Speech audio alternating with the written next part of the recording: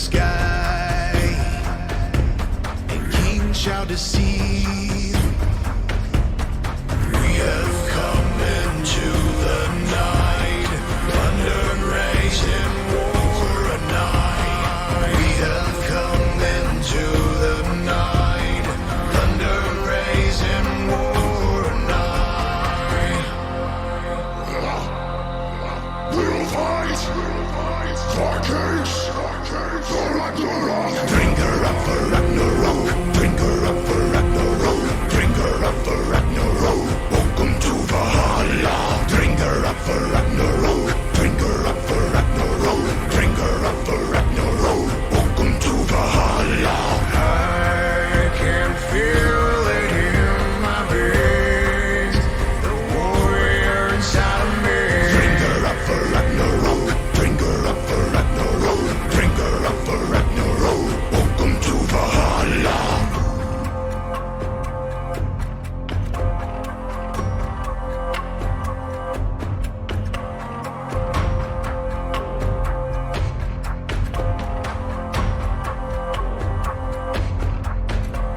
The sounds of arms, fierce morality. Nightfall, the rain, and the silence leads.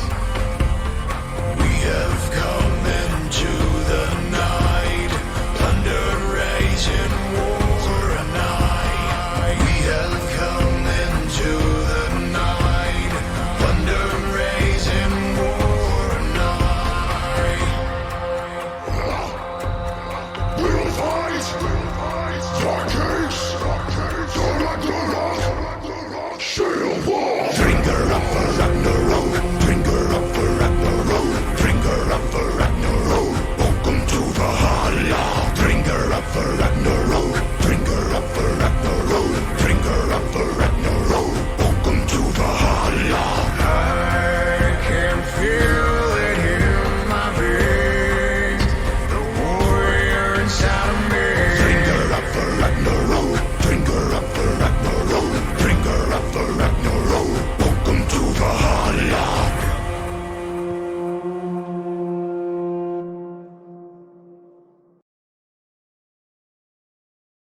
Welcome everyone to Season 1 Finals for Valhalla Esports. I'm joined tonight by DD and H2O Wakali. How are you guys doing? Pretty good, pretty good. Looks like a good match that we'll be casting tonight. Should be a banger. We're here in the finals. The game will be against Los Nomadas and League of Legends, both with a very strong performance last week in the semis, both 2-0ing their opponents. It should be interesting. It seems like Los Nomadas might not have their whole team tonight. I believe both teams do, unless if somebody was missing last night. Yeah, Modlock has said they haven't heard from Bulgaria. They might need to fill their jungle. I haven't heard from Bulgaria. That does sound like Bulgaria. He does get wife capped a lot. Yep. Speaking of the teams, here are the lineups, unless we have a sub. In the top, we got that Gramnut versus High Lord.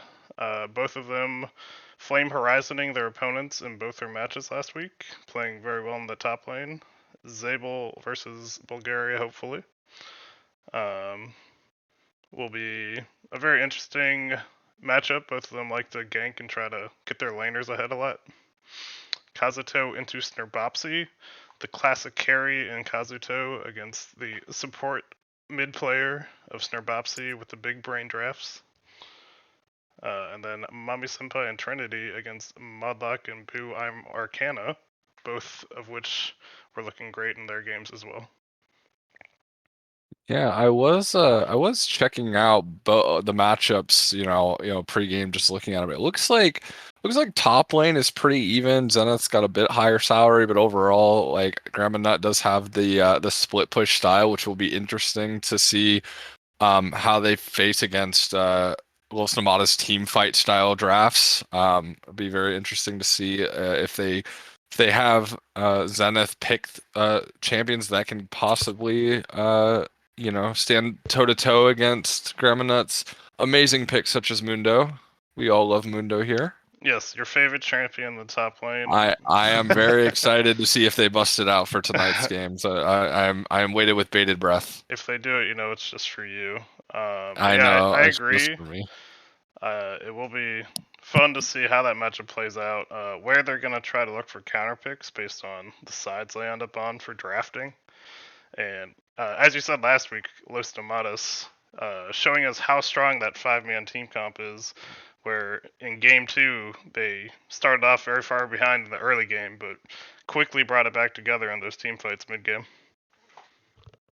The jungle matchup I also think is pretty interesting because we have Bulgaria, who's kind of which if he does end up playing, hopefully, he's kind of an Amumu slash Shyvana kind of like player. Most of his games are on these AP junglers where I think that Zabel has more of he likes the more early game aggressive junglers. He plays more things like Wukong, like the Lee Sin, the Gragas, Viego. So he's got a much bigger pool in the jungle. I'm curious to see if they're going to at all target like Bulgaria's champion pool to see if maybe they can pinch there, because Zabel does have a much bigger pool that we've seen so far. I don't know if Bulgaria has anything up his sleeve for this finals, or if they'll even direct bans out his way at all. But Right.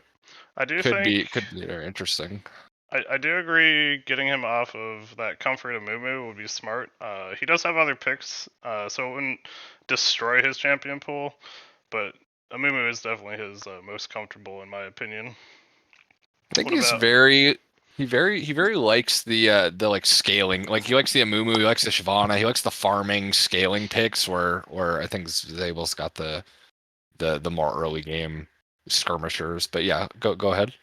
I was gonna ask Akali, what are your thoughts on the teams? What kind of matchups are you looking at to be spicy? So I'm looking at the mid lane. It's a very interesting matchup because Kazudu likes to play a lot of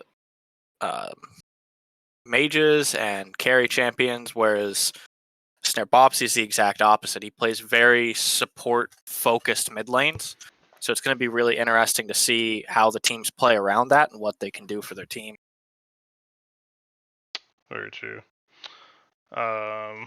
With that, let's run through real quick the games from last week. We can see what happened.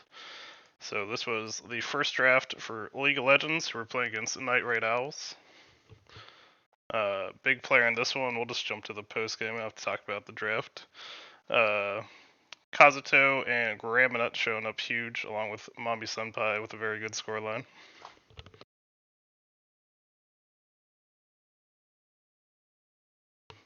One big thing in this series, in both games, Kazuto was able to get his Cassiopeia, which is, I think, his strongest carry in that mid lane. So we'll see if Los Nomadas want to target that. Yeah, it's impressive that made it through the draft in that series. For sure. And Zabel definitely was having a good game on that. Gragas didn't get any kills, but was having a lot of kill participation. And then game 2, League was able to draft 3 of the same champions, end up getting a Wukong and that Mundo that Deity loves so much in the top lane. We do love Mundo. To be fair to him, his they banned his Garen, they banned his Nasus.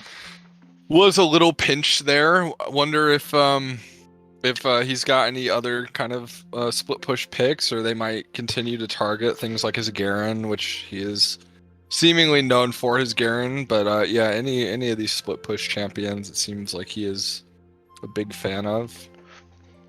I think also I think a good tactic that League of Legends should use, since they are kind of the underdogs in this series, I feel like they should really use the fact that they have a split pushing top laner and they have a carry centric mid laner. I'd like to see if they can do some 1-3-1s, 1-3-1 setups to see if they can split up Los Nomadas, who is kind of traditionally known as a team fighting comp. I'd like to see them, instead of trying to, a lot of these teams are trying to beat them at their own game, where I think you should just try to split them up and out macro them almost. I feel like that would be a good approach for them. Yeah, I do agree with that. Graminut, basically, it seems like no matter what champ he ends up on, he does like to end up in that side lane, providing that split push pressure. And as we mentioned, Los Nomadas really love those brawly team fights. So I agree that should be an interesting dynamic in the macro game.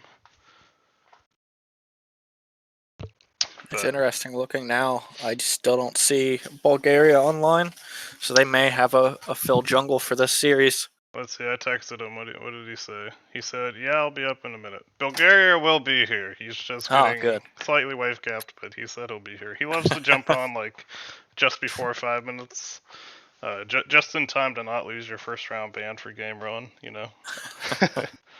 Speaking of Bulgaria, here is the Los Nomadas Game 1 draft. Bulgaria getting that coveted Amumu pick that he loves.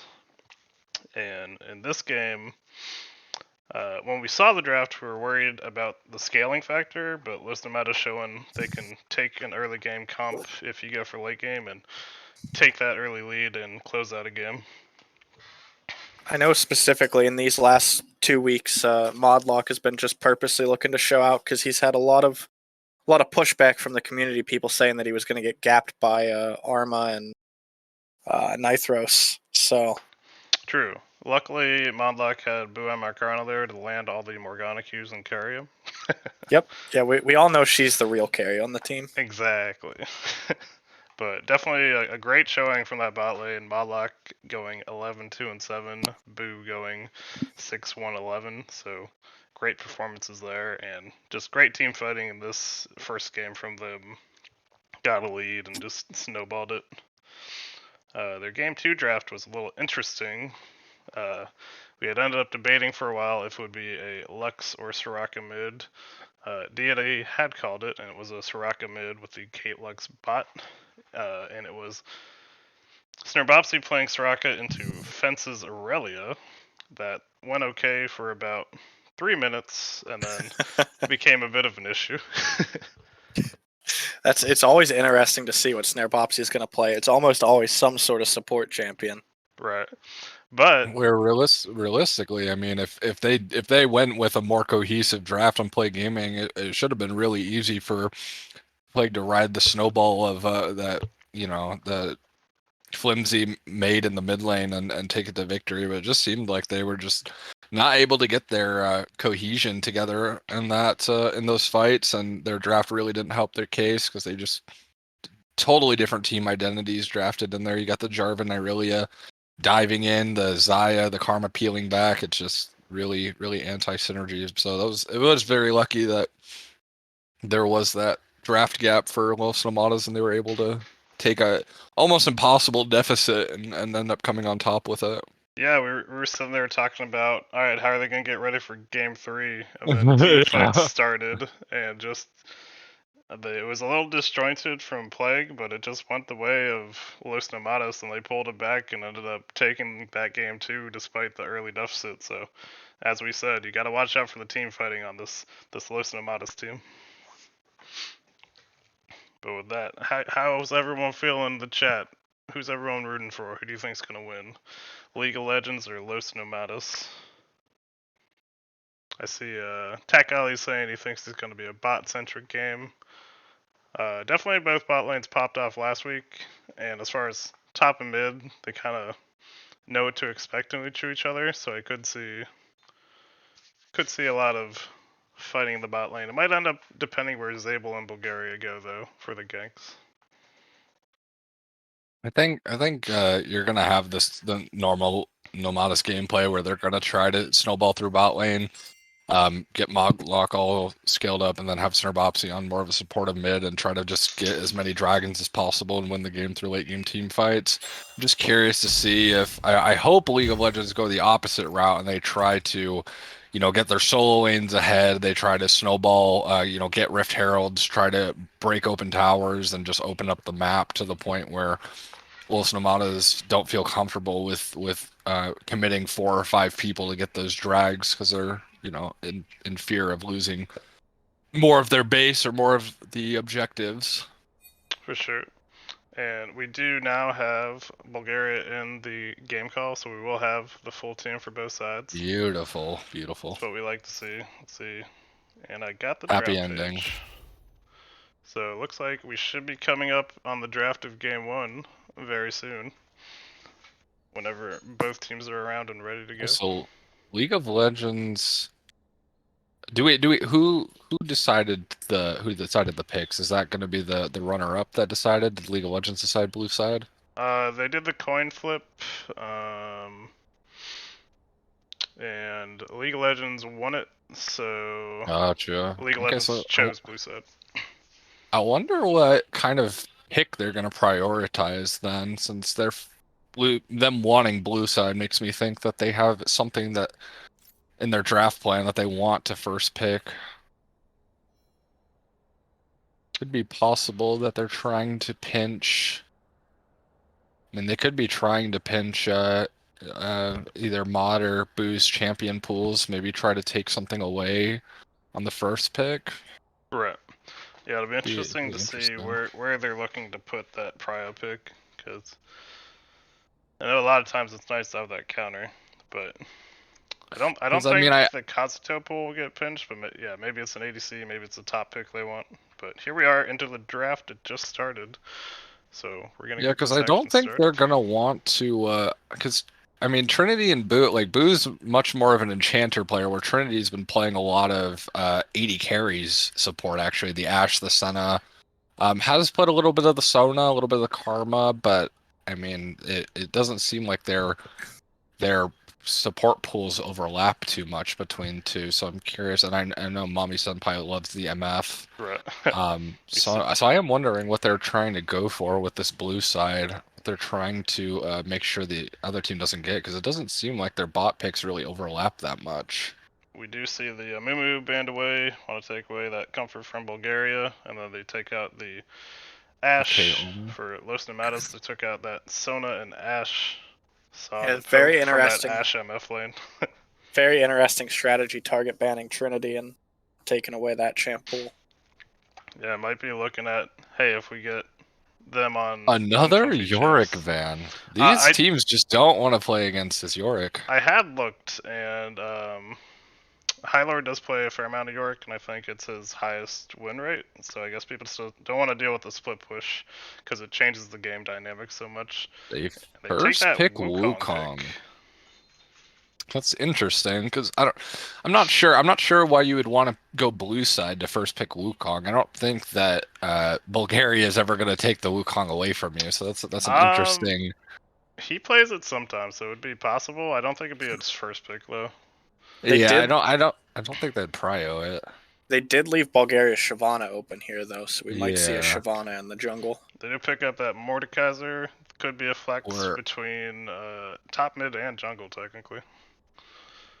Likely in the top lane, but it could go in. I doubt it's going mid. I don't think I've ever seen Snarbopsy play Mordekaiser, but it is a simple enough champion. He could do it. Yeah, unless he's cooking on a Smurf account playing those Mord mid games. I think that's a top side, but if that is a top Mordekaiser, and that's Shyvana locked for jungle, so should be top jungle. I don't know if I love the early top show for Los Nomadas, especially when you left all of the top laners champions up, so he can feel free picking his comfort, like his Garen or maybe Nasus into the Mordekaiser. I don't know if I'm a big fan of them showing that early game top pick, but I know based off their team play, I know a lot of the time they leave High Lord on an island, so they're probably just trying to keep some sort of counter and information for Modlock to make his picks. Right, and then the Garen Zeri pickup, so they go for that comfort in the top lane into the Mordekaiser and the Zeri 80 carry. I believe the Zeri is pretty strong right now. I'm not 100% on the meta, but I believe Zeri is in a good spot.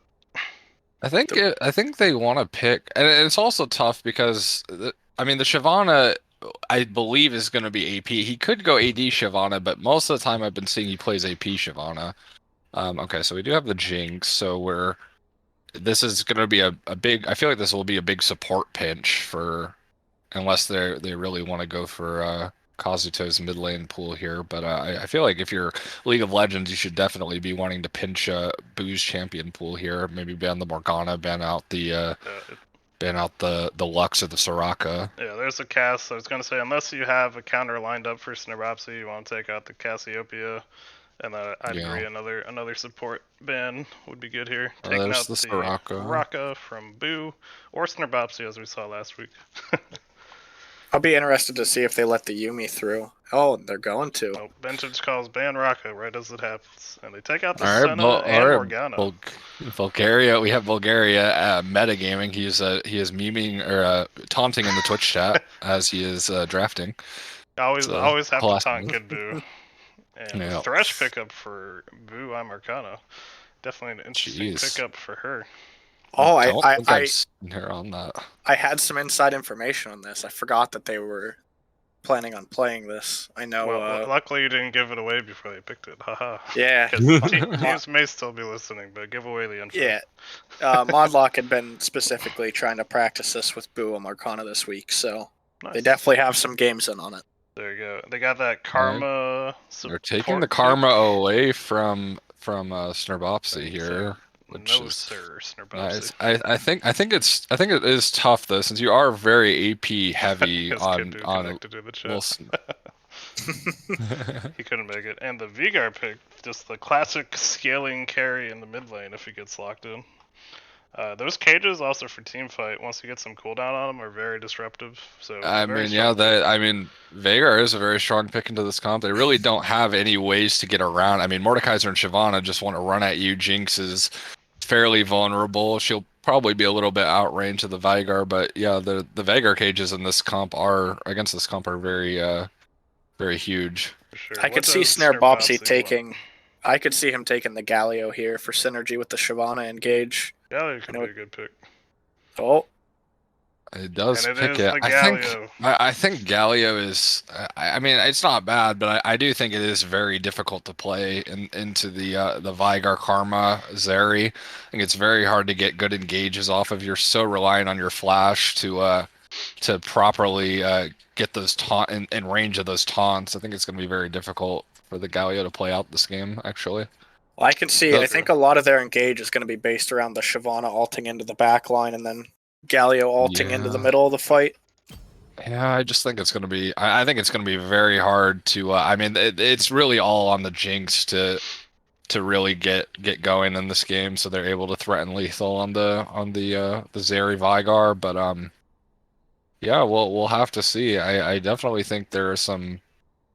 I think there's some decent team comps. I'm curious to see whether Bulgaria goes for the AD or the AP Shiv. I would imagine he would go for like the tank with a AP itemization, the demonic embrace. But that means you got triple AP topside, so that Garen is gonna get one MR. It's gonna build that force of nature and be just very hard to kill. Wukong building Ma. It is going to be definitely difficult with the Wukong Garen stacking MR for this game, especially if they're going for like split push Garen, where the Jinx isn't going to want to go match him on side lane. It's going to be pretty hard for them. Yeah, it will be important to try to give the Mord a little bit of love to avoid that. But I'd assume it's the tanky AP Shiv. It's normally what Bulgaria likes, but we'll see if he switches it up. But how you guys feeling? Which draft are you favoring for game 1? League of Legends or Los Nomadas? I think League of Legends has a lot more win cons on their team than Los Nomadas. I think they have a much more cohesive draft, and that does pretty well into countering the enemy team. I think Los Nomadas kind of blundered a little bit towards the end. They kind of picked kind of picked some like they have last pick Galio, but they Galio into that comp is it's not really utilizing your counter pick super well. I would have preferred if they were going to pick Galio that they should have picked it in maybe a little earlier, maybe with instead of the Mordekaiser early, so they had more options there to go splash some more AD into their comp. Right. Well, in the chat, High Lord saying he thinks Los Nomadas will win, so I like the confidence. I think with how I know these teams play, I think I like the Los Nomadas draft here. I think they have a lot of just in your face all in potential here, and it'll be up to League of Legends to see if they can handle that and kite properly in these team fights. I don't need more enemies. Yeah, I think I agree. I'm leaning towards Los Nomadas. The last time I saw Snirbopsa on Galio, his ults were fantastic. So if he plays the Galio really well, has a lot of side lane support, which is how he likes to play. So if that becomes a factor to give him a lead, and then just their team fighting from last week was fantastic. Yeah, and I'm I could leaning see their way just for the team with- fight pros. with not too much peel bot side. I can see them really trying to punish the Zeri early game once the Galio hits 6. Yeah, they're gonna get poked out some just because Karma is a champion. But if Boo's hitting the hooks like she was hitting those bindings last week, they can get some good punishment down. Yeah, I think Los Nomadas draft looks good if they can snowball the early game and really really make sure their beefy characters are beefy enough to withstand the Zeri, the Veigar, Right. the damage that comes later. I think League of Legends. I think I like their draft more. If we're speaking of like if everyone's on an even playing field, if this is 5 robots versus 5 robots, I think I'd take League of Legends draft. But I do definitely see that Los Nomadas being able to kind of steamroll over them if they just play the early game better and get ahead. I really could see it going both ways. From looking at like a draft standpoint, I would prefer to have League of Legends comp over Los Nomadas personally. Agreed. I think the team fight for League of Legends is easier to do, and generally I like that. And also just Kazuto on Vigar, that infinite scaling is always scary. Comfort for Graminut and the main pick of Garen is nice. So definitely could go either way, I agree. And just hoping for that good action. Does anyone think we're going to get any invades in this game one? The Thresh, it's almost guaranteed they're gonna look for something. I know. I'd be very surprised if they didn't. Which team was it? I think it was Los Nomadas last week did an invade game one and had a pretty good start off of it in their first game. So we'll see if they're feeling it again. The only thing I will say on the team of a League of Legends is they do have a lot. They don't really have a ton of engage besides the Wukong. So I do think their team they're gonna want to try to wait and for Los Nomadas to engage and just kind of kite back with the Karma, Veigar, and Zeri and try to get plenty of damage off before they can get in range. Right.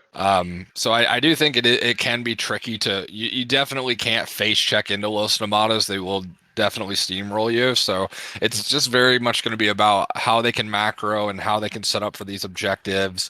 Again, we get Gramina on the we get him on the split push.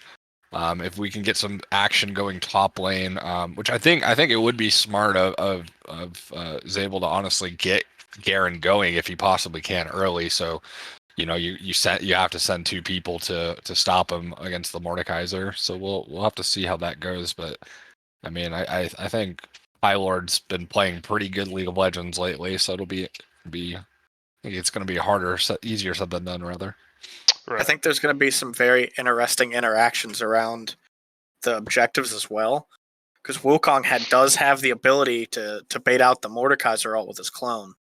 So we'll see if he can make use of that and not get ulted into the abyss during objectives and miss the smite. Right. We got some cheers for Trin and Senpai from Akira in the chat, and then Tak Ali saying if Jinx gets fed enough, she can carry Bolg in the late game. So I know last week, game 2, Modlock was on like Kate, and was getting peeled for very well and did a ton of damage. So that'd be the kind of hope for the Jinx this game. A Fed's area would be very scary as well, though. That is true. It will be interesting because if they go for an all-in comp and the Shyvana and Galio dive in the back line, there's not too much peel for the Garen and the Wukong on that Jinx. Yeah, Boo will have to be doing work on that Thresh. Or Snerbopsy will have to hold that Galio ult.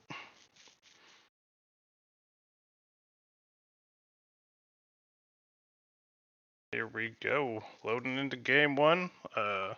If you hit any ads and you don't want to deal with them as we're going, we can't affect them. I'm sorry, but if you have a Prime sub you can use or just want a sub, toss them our way. You'll avoid all the ads and just get more League of Legends action. So, pro tip. Well, speaking of that, I think I have one that's up. Sounds like we're about to get one. Hey, there we go. There we go. Our We're first on the Prime board. sub of the night. You win a casting spot.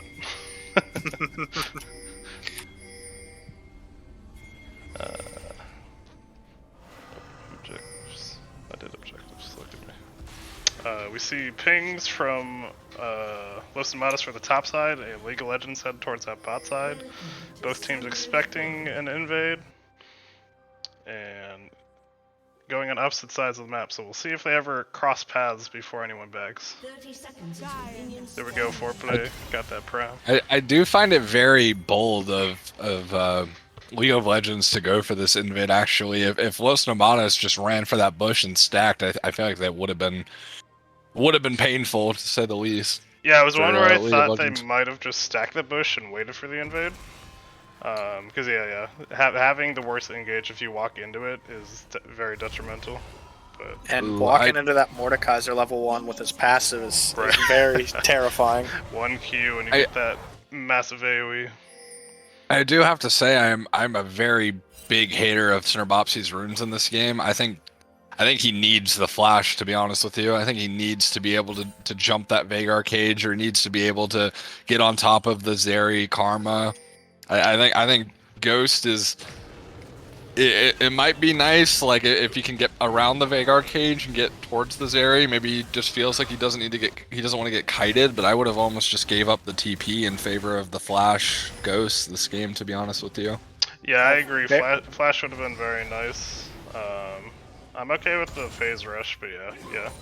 Without a Looks flash, like it's rough. Looks like we might get some vertical jungling here too, with Bulgaria starting on. Zabel Sable's electing to blue. just gank mid, Yes. walking back up. Alright. It will be a 2v2, but he backs off. Going for that gank, it might avoid the vertical jungling. We'll see where Bulgaria wants to go. Nope, looks like it will be going for those raptors. Wukong going for the blue buff, so it won't be a 3 buff. Did catch that Snerbopsy did have the water walking, so it looks like he's just trying to push and go for roams, which is definitely what you want to do. Ooh. A nice flash engage there from Boo. Arcana cleanses it out, so nothing too much, but summoner for summoner. Here, a good E good trip. onto the Garen, gets a little chunk. And here, they're catching the Wukong, so it's going to be a 3v3 in the spot lane. A 2-man play from the Thresh, a good taunt from the Galio, who's also here, so it's coming down with the Shyvana, and the Veigar is coming down, so actually a 4v4 in the spot lane. First blood goes over with Wukong dying. A double kill for Modlock, but will fall to Zeri. And then a flash out from Zeri with a nice flay again from Boo. Some Yep, and action that's what early. we're talking about with the water walking on the Galio. So easy just to get from mid to bot or mid to top just so quickly with the extra movement speed. Yeah, initially you got there so fast, I thought that was Bulgaria there first, not Zimbabwe. Yeah, we got some early ganks from Zabel. Unfortunately, that just did not pan out. We just had more numbers on the side of Los Nomadas, but looks like Snerbopsy will be missing quite a bit of experience. It'll instead be transferred over to the Shyvana. Yeah, not the worst thing since it's still picking it up, but the Wukong never Yeah. got the blue buff, so he is still down a buff right now. Oh yeah, for sure. Looks like Mordekaiser's trying to contest the Scuttle Crab here.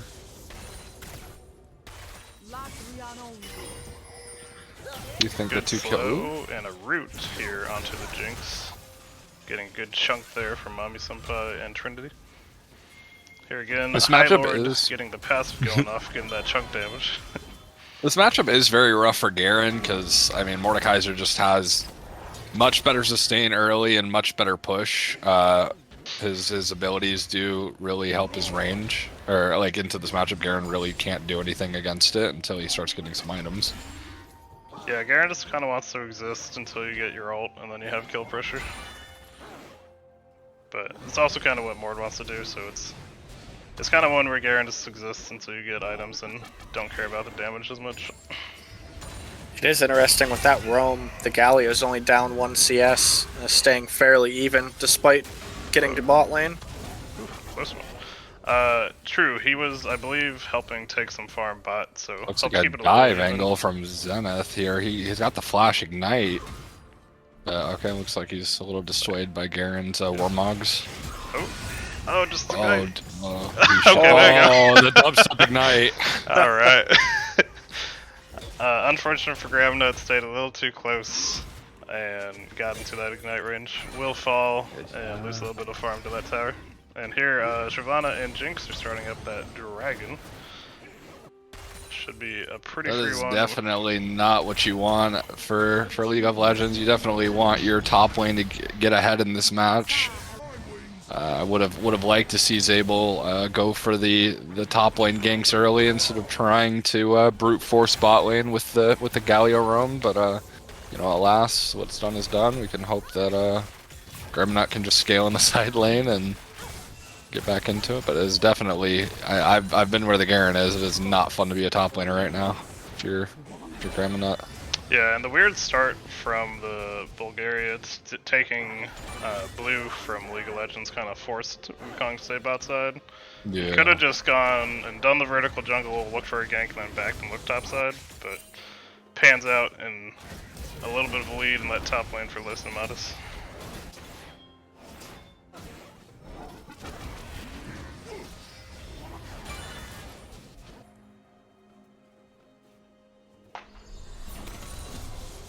Yeah, we do have a pretty big CS lead, both in jungle and in top lane. But yeah, we do have Mami Senpai getting a pretty sizable CS lead for Garen himself. coming in for a gank in the mid lane along with Wukong showing up, but the stun will not hit, and Snrbob's able to ghost out without losing too much. Another flash engage from Ulu on Arcana onto the Karma right there. The exhausts go down to the Jinx, but the Karma will fall. Jinx gets excited. If there's another hook, but it won't be off cooldown in time. Nice ult from Snrbobsy to join the fight, make it a 2v2. Mordekaiser ulted the Garen. Garen just trying to survive the death realm, but will die. And now it's a 3v2 as they're trying to steal away this blue buff once again. Got a 2.5k gold lead right now. They are really exerting their early game pressure on them right now. They're playing just as they're supposed to do. An ult through the Vigar cage, but still gets the stun off, so they are able to walk away. A big chunk there. You see the Shyvana's level 6 to Wukong's level 4, so all this counter jungling has been horrible for Zabel in this game. They're gonna need to do a better job protecting the jungle start next game. They're doing a very good job at making sure Sable can't get resources. The bot lane right now trying to take the scuttle. Yes, agreed. They're counter juggling him kind of as a team right now. It's a bad game to be Zabel. Feels like you're getting bullied by 5 people, really. This is when you spam ping your laners and the usual. Just where's my help, guys? Come on. and then you're spam ping you because no ganks. It's a vicious cycle. Bulgaria starting up that Rift Herald. Doesn't look like there's any contests, so should be a free pickup. Wukong trying to pick up some CS on those Krugs near the bot lane. But for League, they still have, I think, the scaling on their side. With the Vigar and the Zeri still scales very well, so not out of it by any means yet, just need to control the bleeding and get back into this game. Here we see Wukong coming in for the bot gank, a nice root onto Modlock, a flash engage from the Wukong, knocks up Jinx and Thresh.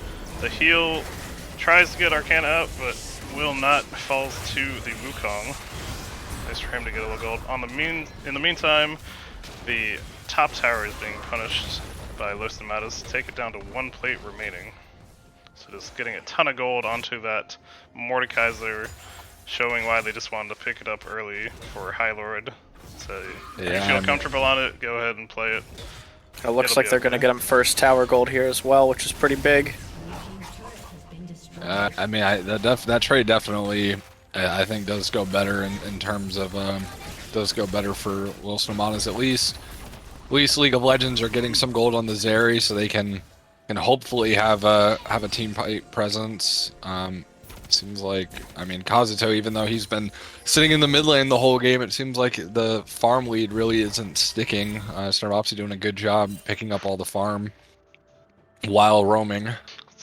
Showing the power of that water walking, the little bit of extra move speed yeah. saves you all those minions.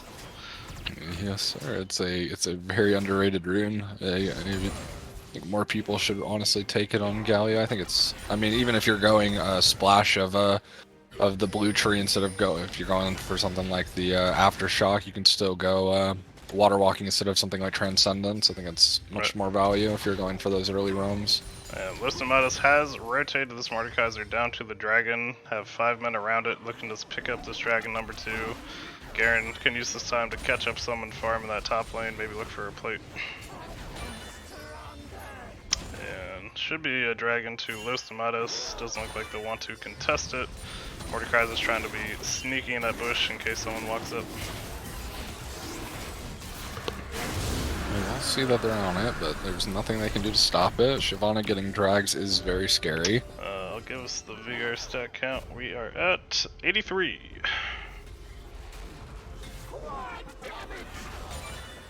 That Vigar is going to be very hard to kill late game too. He's going for the Rod of Ages build, so he's going to be pretty tanky as well.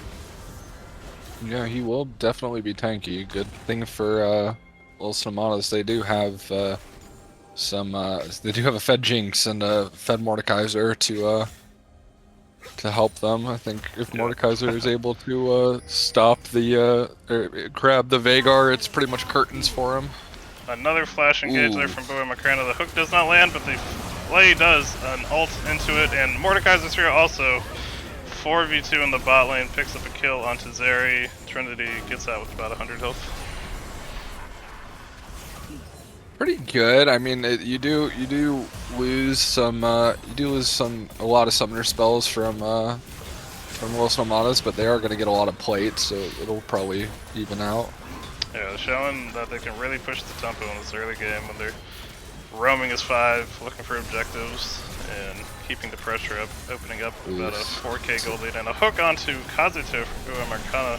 The E from Mord does hit, but the knockup comes through from the Wukong ultimate, gets ulted by the Mordekaiser, and the tower finally falls, but the Wukong will die to the Mordekaiser in the death realm. But Zeri picks up the kill, gets a shutdown, 450 gold there. That's big. The Vigar got a shutdown on the Jinx as well. Yeah, these are going to be some good kills for League. This is a huge turning point. A nice Mantrid shield from Karma, and the kill will go over to Kazuto. Yep, takes it with a Q.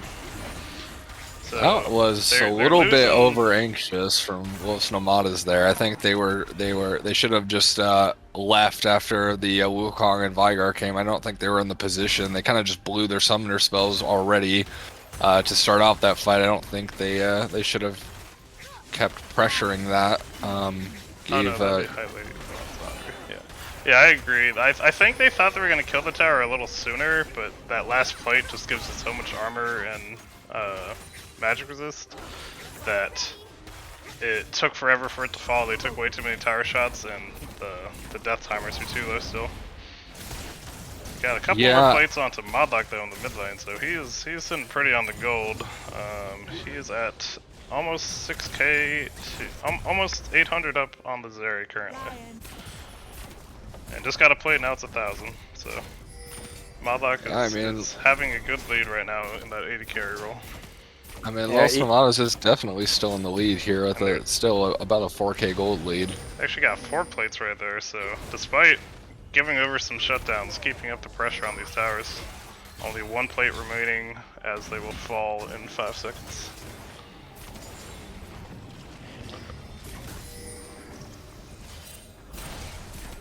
Definitely. I mean, it was a little worrying that all. I mean, it ended up working out from League of Legends, but the fact that they didn't send anyone mid lane and that wave just kind of was like spiraling, stacking towards Los Nomadas was definitely a huge loss and golden experience from League of Legends. So definitely would have liked to seen the Garen roam mid after he pushes top in, or do something to catch that, or make sure that wave gets under tower, or make sure they get the golden experience that was missed there. But I mean, they did get some shutdowns, so just be curious to see how they can use them.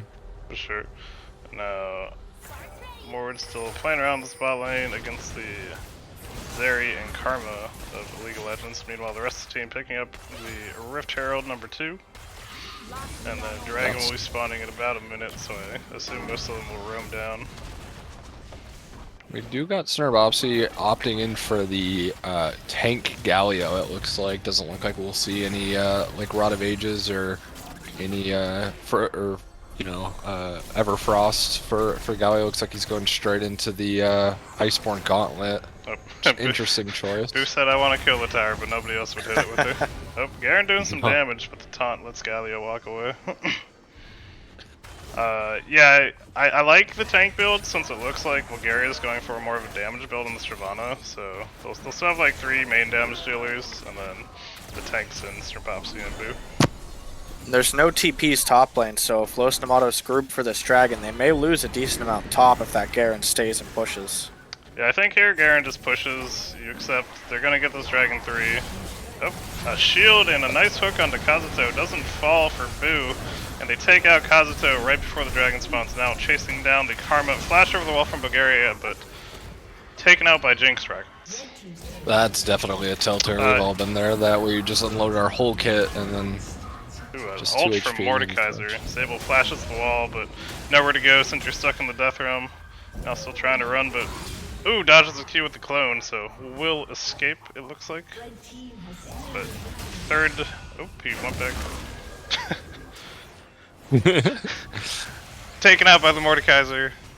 Good try on the escape there as the rest of Los Nomadas pick up Dragon number 3. And as they had that good fight right before the dragon spawned, Galio was able to respond to the push from Garen, only losing 1 tower to the Garen. Oh, there's a stun, but Galio ult comes in. Wasn't needed since the Vigor ult was down, but still was there in case.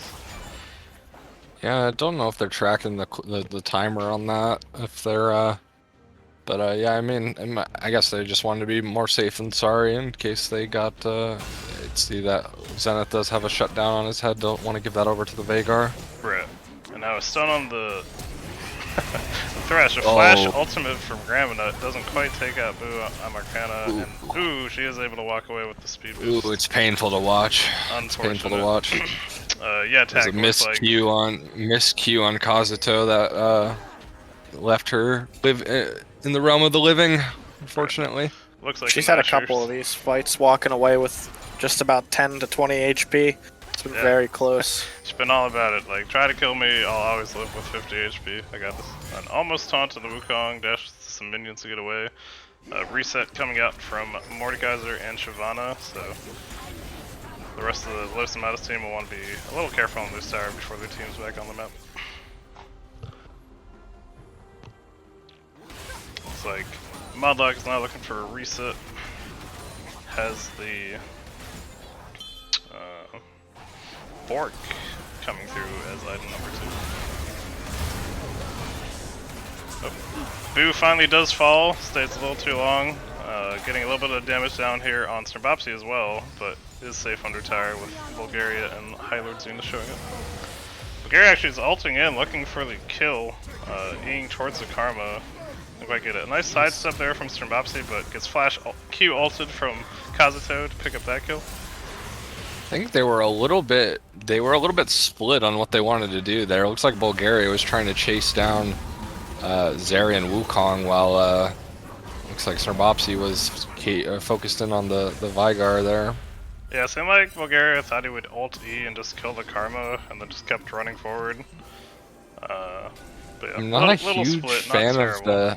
I'm not a huge fan of the itemization for Snerbopsy here. I would have much preferred to see either a Jock Show or a Radiant Virtue here, because I mean he's got the Merc Treads, but I mean the Magic Resist, especially with the Galio buffs, are just so good for getting that extra damage on the passive and the extra damage resist on the W.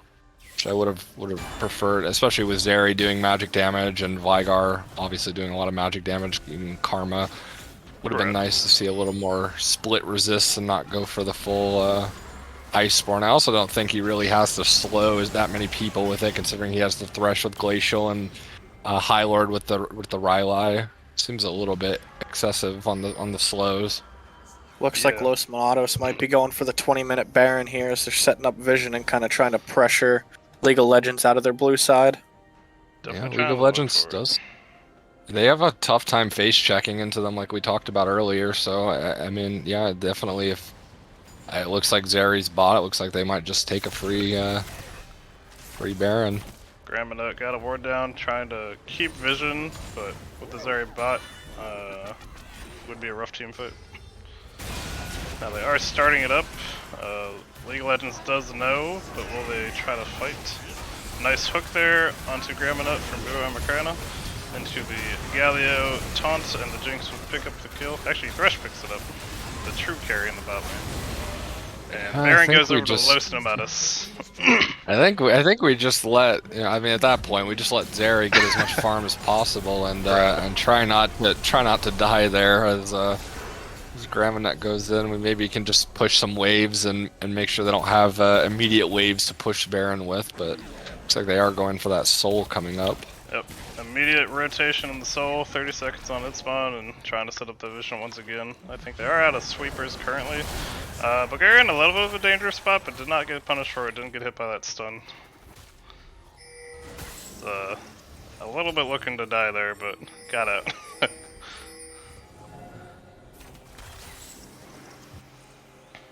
Now we have League of Legends kind of has to go for this right now. Flash engage there from Wukong gets hooked by Bua Marcana. Gets the second ult off, but nothing doing with the Galio ult coming through. And now Jinx is free autoing, gets a rocket, gets excited, and is chasing down. The Vigar ult will take out the Thresh, but they still have 3 healthy characters to pick up that Dragon Soul, as the rest of Los needs to back off, and Mordekaiser's still bullying this Garen, taking out this tier 2 with that Baron assistance. Yeah, it seemed like a very solo queue esque play by Zabel there, trying to I guess 1v4 there with it's just really a head scratcher there, as they really needed this dragon to fight for it. I don't know why he would go engage like that, with especially when he uses his W to jump the pit. He just doesn't have it to like disengage himself. Right, it would have been time to look for the steal more than the engage. Yeah. There's no way for his team to follow up when he dives that far, especially with the Galio separating them. Yeah, I just think that's a from you guys. How are we thinking if we're League of Legends? Are we just saying playing it for next game, or are we still hoping we can get scaled into this game and try to pull it back? I mean, I think every game you should. It's the finals. I think you should. I think as we saw last week, every game is winnable, no matter how far it looks like you're behind. It does seem very difficult to play. I mean, really, the gold lead is 7K at this point. But I mean, you have a Zeri, you have a Vigar, you have Wukong Garrett. You have a good, solid team fight comp to play around. I think if Los Nomadas get a little bit anxious like we saw earlier in the game at bot lane, I think you can potentially wipe them and really put that gold lead back together. I think really the Zeri isn't. I mean, she is far behind about a whole item behind the Jinx, but still, it's Zeri. Right. She could still end up wiping the team. Yep. Definitely always good to fight it out. And Vintage calling out a 35-minute time limit for League of Legends to get their scaling for, I guess, Los Nomadas to close it out by. So they just gotta hold on for 11 more minutes, and they got this.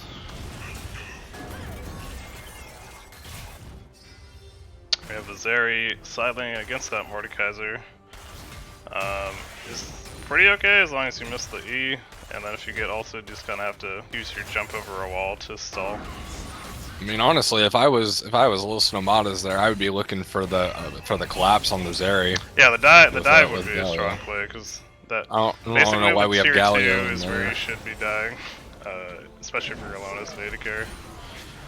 But pressuring that mid lane, the Shyvana does rotate over, and League of Legends finds an engage 3v4 with the Wukong flash engage, getting healed back and a secondary knockup, but they are getting low on the Galio and Thresh. Jinx hasn't been hit yet, so still dealing that damage. Yeah, Modlock should just go crazy Someone here. needs to shut down Modlock, otherwise he's gonna kill everyone. He does get rooted by the Karma. The Galio comes through to keep him alive though, and they win that with a 2-for-1. Meanwhile, the bot lane going down Oh, wow. for Los Nomadas. Bulgaria dies to an execute. But now High Lord walking down Mami Senpai in Brazil gets the kill, and a nice rocket for Modlock to pick up that kill onto Karma, I believe it was. Yeah, I'm gonna be honest, I don't think they're gonna last another 10 minutes if the game keeps going like this. I'm gonna put that hot take out there. They just need 10 minutes. That fight mid really showed how good Los Nomadas is at team fighting. The Galio and Thresh juggling aggro back and forth in front of the Jinx to not lose too much health and still peel him without taking any damage. Yeah, it was a smart idea Yeah. from League of Legends, but nobody could get on Jinx, as you said, and just the Jinx that's this far ahead does so much damage.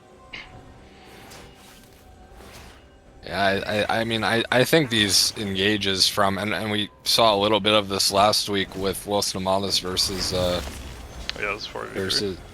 yeah, it just seems like we're going for these super hard engages from these.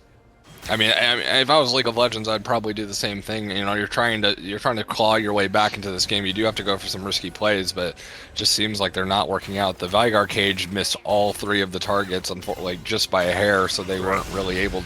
You know, I think this comp really has to get the CC with the Wukong ult and the Veigar cage in, so the Zeri can just hit without being afraid of being jumped on. Agreed. And it was a pretty smart engage since it was the 4v3. It just didn't go their way.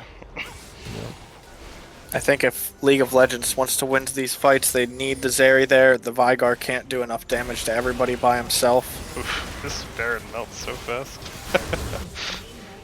Second Baron picked up for Los Nomadas. That Jinx damage coming through huge. And see if they walk over to Elder, try to pressure in the base more. Looks like they're walking towards the mid lane. If I'm League of Legends right now, I want to go put. Yeah, I mean, I want to push this mid out. I want Flash to go. ultimate onto Modlock from Zabel. Gets the knockup, gets some slows down for Mami Senpai, but the rest of Los Nomadas shows up. Modlock is now protected. Goes hyper, picks up 2 kills, taken out by Kazuto. Garen is in the death realm with the Mordekaiser. Zeri trying her best to burn down this Shyvana, but will take out the Shiv, dies to the Mord passive, and Boo survives, and only Kazuto can walk away. That should. I mean, that should be the game. Now we got 3-minute warning. We don't know who won. Can go either way. But here's some Babs who will take down one of the base towers. Kazuto trying to hold him off. We'll have Karma spawning, so the rest of the team is spawning. Could be a wipe for League of Legends on these 3. Yeah, they just don't have the damage to hit the Nexus here, I don't think. Got Thresh going down, Srapsi goes down to Karma, and then the Mord picks up a kill on the Karma, picks up a kill on Wukong, walking towards Kazuto. The Jinx rocket does go wide. Zeri and Garen trying to take down this Mord, but just the damage, the slows, and the healing is ridiculous when Mordekaiser's this far ahead. Finally shut down by Veigar, but in the meantime, Jinx is on the Elder with Shyvana walking over. So, lots of gold onto the Veigar there, but might be a little too late. I think they're not going to last 7 more minutes. As we saw by the client pop up, so we just needed it to go to 35 minutes to see if Vintage was right or not. Yeah.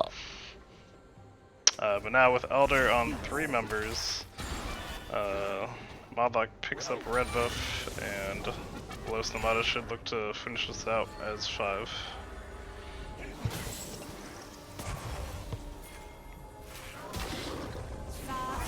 Bulgaria getting caught out, ults back to his team, however, avoids the Vigor stun. And doesn't get punished for being a little far ahead. You know, I haven't looked at it until now, but Bulgaria going very aggressive this game with the Night Harvester build. Hey, it's going basically full AP. Despite being 0-2 and 8, where it's more of a supportive, but getting those chunks on those E's. I mean, at this point, his only job as the Shyvana is, I mean, with this Mordekaiser and this Galio, just to be the big meat shields. His only job is to throw fireballs. Yep. A nice ghost taunt there from Strbopsy catching out Kazuto. Will fall to Shyvana. First kill picked up for Bulgaria. Wukong ults in on the Jinx, but all the peels there. Jinx picks up the kill on Wukong, picks up the kill on Zeri, and Los Nomadas close out the game, picking up the kill on Karma 2 in the Fountain. We'll play Los Nomadas in game 1. Very much took control of that early and drove the game as they wanted to.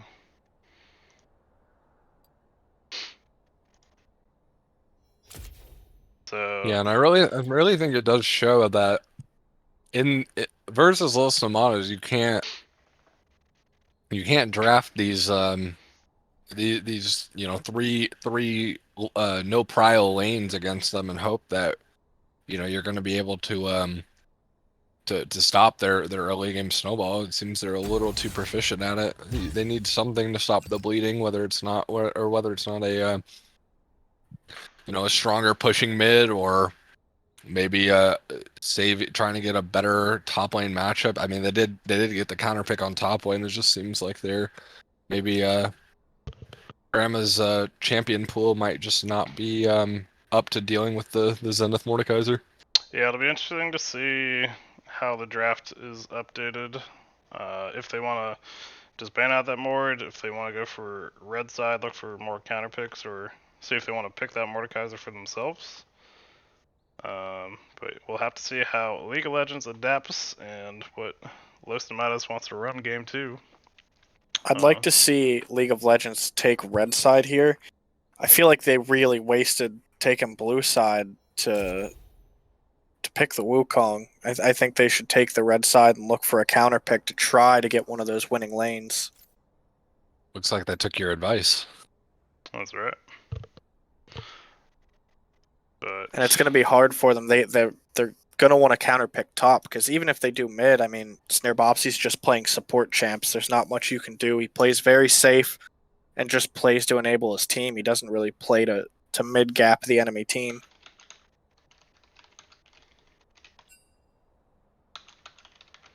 Alright, well, I'm going to toss to a quick pause, and then we'll be back to the draft for game 2 momentarily.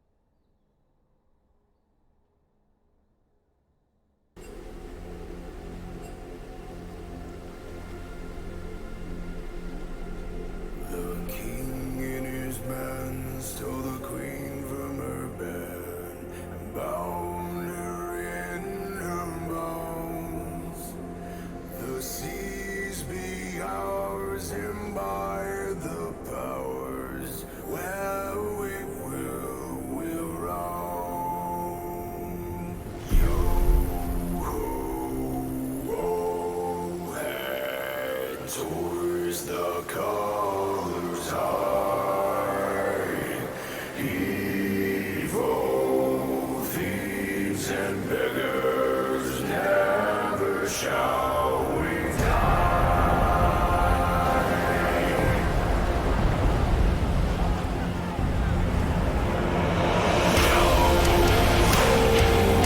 All together, always the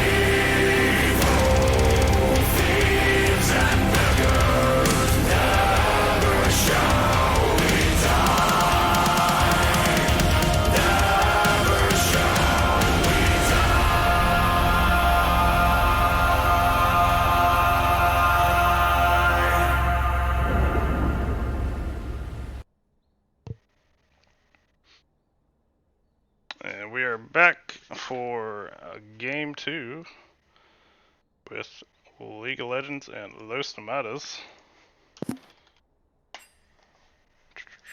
Gonna see how they update their draft for this game number 2. This time, I'm League curious. of Legends opting for red side, so changing sides, looking like they're gonna want to go for more counter picks rather than the prio pick from game number 1. Yeah, I would honestly like to see Kazuto if they lift up the let's see, did they leave up the Casio for second round? Or did They they had ban it left first it round? until they didn't ban it until round 2, game 1. Yeah, I almost feel like if you're League of Legends and they leave up Casio, you just pick it 1, 2, 3. I think like I don't think that there's much counterplay in Sir Bopsy's champion pool for something like Casio that's going to make it just unplayable for him. Thank you, I feel like Bentage. I have so many screens to look at to get everything looking at the right thing. But yeah, I do think it's one that Gato's comfortable with enough. He could just pick it and deal with whatever Snurpopsy wants to play into it. Yeah, I mean, I just think we want a more. We want something with some early game prio, maybe like the Syndra, maybe something like an Azir, a Casio, just something that can help. Because with the Veigar, you're not really getting the push. You're just kind of playing. It's kind of like an Aurelion Sol, where you're just playing to get stacks in the laning phase and scale to the point where you're going to be relevant. I mean, which was nice, but it's just as we can see, it just seems like they can't. They can't play. They can't play around the early game pressure that Los Nomadas is bringing to the table, and Right. if that's the case, I mean, they could have just been a blunder. So maybe they could do a salty run back, and maybe they can just play a little safer. But I mean, it seems like there's just a lot of early errors made by League of Legends that they just couldn't recover from. It was also really rough that they started and didn't get the buffs back onto the Wukong after Los Nomadas started on Zabel's blue. So if they do a line of scrimmage or just more effectively protect that early buff, that could help them out a lot in this game, because that did set behind the pace for their game a lot. Yeah, I mean, I just think it's very.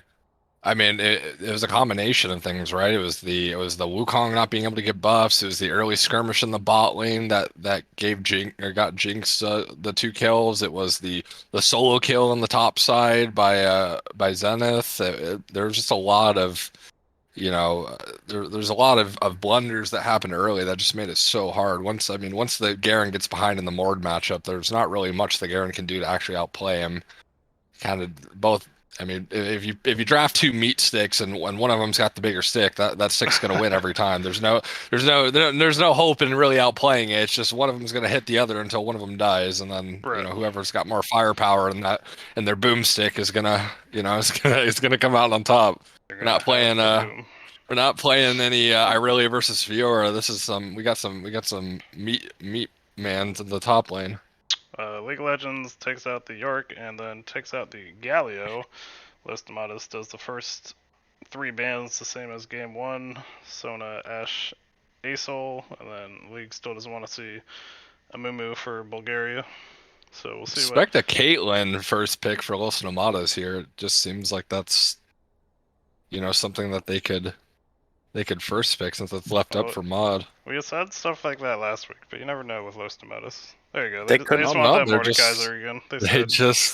That is They said try to super counter it. disrespectful to me. If I'm Graham, I am disrespected by this guy picking Mordekaiser first, thinking that I mean it might be correct. Maybe he doesn't have anything that he can play into it, and he just that they might have just read him like a book. That's the perfect pick for them. But yeah, I would be very insulted if that was the enemy team was first picking Mordekaiser, and that was the top laner. The Zaya Yeah, Rakan Mundo picked up for angle. League of I Legends. yeah. I mean, Mundo does give him some more range against the Mordekaiser. It wouldn't be the worst, but Yeah. Mundo's not a bad pick in the Mord, also because of your passive and just you heal enough, you can kind of deal with the harassment anyways. But yeah, I I do like just the spot lane of Zaya Rakan. Zaya's been in a really yeah. strong place, and if you play Rakan well, the engage is fantastic. Will it be the Caitlyn Lux that we asked for last week? The Caitlyn Morgana, pretty similar. Yeah, technically, Olaf picks like Olaf and Trundle are just super good into Mordekaiser. I mean, there's lots of good picks into Mordekaiser. I don't think Mordekaiser should be a blindable champion, but I mean, you know, if they know he won't pick any of those champions, then it's a good read. Right. Yeah, if you know how to play Olaf, Olaf is pretty horrible for Mordekaiser. But they do opt with the Mundo. The Mundo, Your let's favorite go! champion. We love to see the Mundo. Can everyone say Mundo hype for Deity in the chat, please? Yeah, can He's we so get excited. all caps Mundo goes where he pleases in chat? That would be great. The copy pasta. They take out the I Shyvana. I want the camera to be on top lane this whole game. I want to see every glorious second of Mace versus Cleaver. Once again, they take out the Cassiopeia first bound round 2 for Los Nomadas.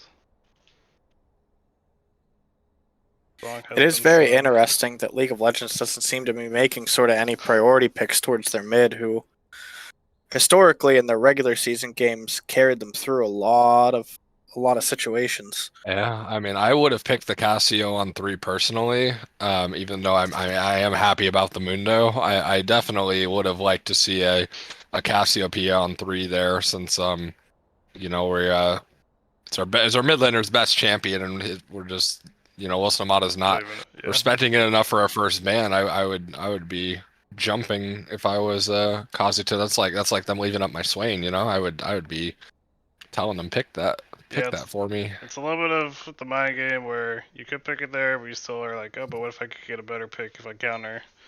But sometimes you can just go for it. And they also take out the Rise from him. League of Legends taking out the Karma since they already have their support picked. Don't want to see Snerbopsy on that mid. Yeah, it doesn't look like we have. I mean, we have the Shyvana and the Amumu ban, so we're taking Bulgaria a little bit away from his 2 comfort champs. What's comfort champ number 3 for Bulgaria? I think his 3rd most played, I think, is what? Diana? He's played a lot of Diana. I don't know if he's played it for the team though, so it might be an option. I saw in one of the weeks he had a Diana game. I'm not sure. I mean, he doesn't have much that are not on Amumu and not on Amumu and Shyvana. There's very few. There's I think 3, maybe 2 or 3 games that have not been on those 2 champions. So he wants to pick up the Wukong potentially. Vi for League of Legends for Zabel, and he does lock in that Wukong. I don't love the Vi pick here. I think it's very strange with the... I mean, Morgana can just Black Shield whenever Vi goes for an ultimate. I think it's a very, very... You know, like, I think it's very hard to play into their team comp, to be honest. The Caitlyn netting backwards, Mordekaiser. Oh, they hover in your Swain for you. And they this is... Oh, I don't even know who I want to win now. That's my 2 favorite champs in the game on opposite sides. Why can't they be together? And what will the pick be for Kazuto in that mid lane? I think Swain is actually really good here. Syndra. So Syndra is a really good matchup into the Swain and laning phase. Like Swain has a really hard time dealing with the Syndra pick early on. Very, very good lane counter against it. Does she do, does her abilities outrange the E pretty well? Pretty much. She just has higher range. She's got better wave clear. Swain can't really... Like, Swain's range is a lot less than hers. So, I mean, he just can't, like, really get any damage off in the lane. It's really easy for Syndra just to hit her stack and get stacks. It's hard for Swain to get his stacks. It's a pretty good matchup overall. I used to permaban Syndra when she just got reworked and she was at the height of her strength, I would ban that champion permanently because it is very, very rough matchup. But I mean, if he can make it outside of lane, it's not bad. It's not as bad as some other champions. So I wouldn't say it's the worst matchup. I just think it is very difficult in lane for sure. Right. Alright, so how are we feeling on League of Legends team comp this game? We liking it more than game 1, or do we think I would have it has loved some it if other they issues? didn't pick the Vi. I think the Vi is like a big. I think the Vi is really, really hard in this comp because I don't really think you have a good ult target at all. I think as long as the I mean you can go in and try to make it so you can't hit your black or make the black shield. Once the black shield has been gone, then you can use your ult on the Caitlyn. Maybe Rakan helps a little bit, and having 2 engage sources for them, not just 1, so it's not all on the jungler to make the engages. But yeah, I do think picking Vi into Morgana is pretty rough. I would have more rather seen something like I don't know. I would have honestly rather seen the Wukong from League of Legends than the Vi, to be honest. I think the Wukong would have been a little bit better for them. But yeah, we'll Right. just have to see. We'll just have to see what goes on. I agree if the Vi can ult the Caitlyn while the black shield is down, it's good, but if the black shield's up, then it feels bad. I don't Well, think because low also you swap- can't just hit anyone else. I mean, you're not going to ult the Swain or the Mordekaiser or the. Right. Yeah, you can basically only ult the Kate or the Morgana, really. You know. But I don't think they'll be lacking in damage on the side of Los Zandria. Like Mord does tons of damage if he gets online. Caitlyn, big damage. Wukong and Swain do very good damage, so I think they'll be good on that front. Yeah, I don't think they're lacking damage at all. I think they have plenty of damage. It's just, I mean, it's just really going to depend on if the. I think a lot of the game is on the Syndra's back. I think Syndra and Xayah are obviously going to be the main stars of the show. Obviously, we're going to want, make sure. I would assume they're going to put Mundo on an island and just hope that. I mean, Mundo's a lot easier to play in lane against more than Garen is because Mundo doesn't have to put himself in danger to CS. So I think in that sense, this is a lot. Unironically, I'm usually against the Mundo pick, all memes aside, but I think in this game it's better than the Garen personally. Yeah, you just Q max and then farm it out. Bentage calling the Radiant Swain for Snerbopsy mid. So Radiant is kind of interesting. So Radiant, I think, is okay. I think after the nerfs, it's a lot worse for Swain specifically, just because the 90-second cooldown much outlasts your ultimate. Your ultimate is nowhere near 90 seconds after like rank 1 ulti. So I think the ult on, you don't have the uptime as much. Something that I actually started teching when those nerfs first happened and I wanted to play Radiant Swain was I would go the item haste, the Ingenious Hunter, and it actually drops the cooldown down to 60 seconds on that item Radiant. So then you're. Go ahead. I was just gonna say we got the early time call out from Bentage saying Nomadas has to win by 30 minutes. So we're gonna hold you to that, Bentage. Yep. I'll be interested to see. I don't remember which game it was a few weeks ago. Somebody had played Kate into a Mundo and ended up building Bork on the Kate and was just shredding the Mundo late game. Yeah. Yeah, I mean, was that? I think that was Modlog doing that. No, I don't think it was. Or was it in the league game?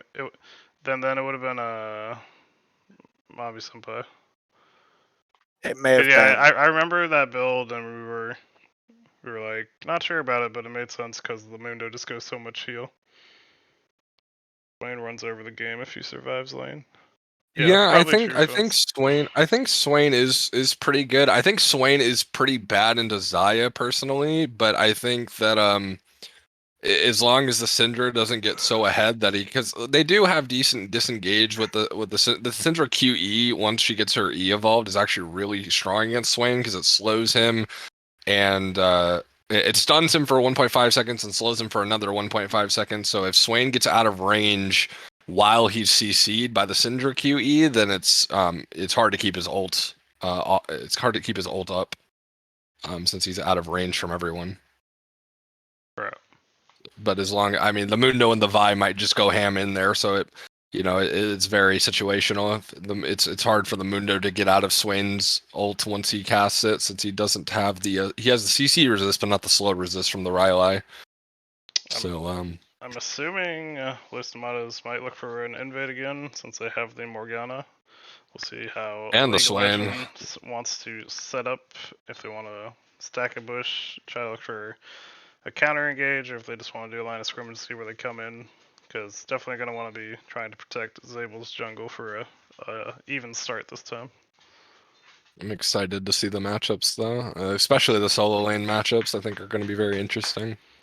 Agreed. But definitely gonna want to see some more even laning from League of Legends, so when they get to the team fights, they're not in such a gold deficit where Los Nomadas already does so well in those team fights. Yeah, I think they have a lot better early game this time around. I think they can do a lot more with the Zyre Rakan and the Syndra being able to. The Syndra is going to be able to outpush the Swain, so I think it's going to be very beneficial for League of Legends to have a pushing mid on their end this time around. I'll be very interested to see here if League of Legends actually tries to play through the Syndra this game.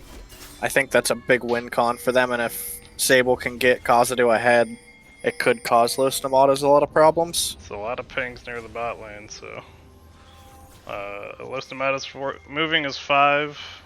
Definitely gonna need to have the bot lane paying attention for League of Legends. Gets a ward in that bush, so they will spot out this invade and ideally counter the start from Los Nomadas. Might be the Good Kazuto ward carry. from Calling it out, let's good go ward Kazuto. from League of Legends. Wards are good. Wards are indeed good. Ooh, we did ward. not get the ward. They got That's it a down bummer. just in time to not get it killed by all the autos.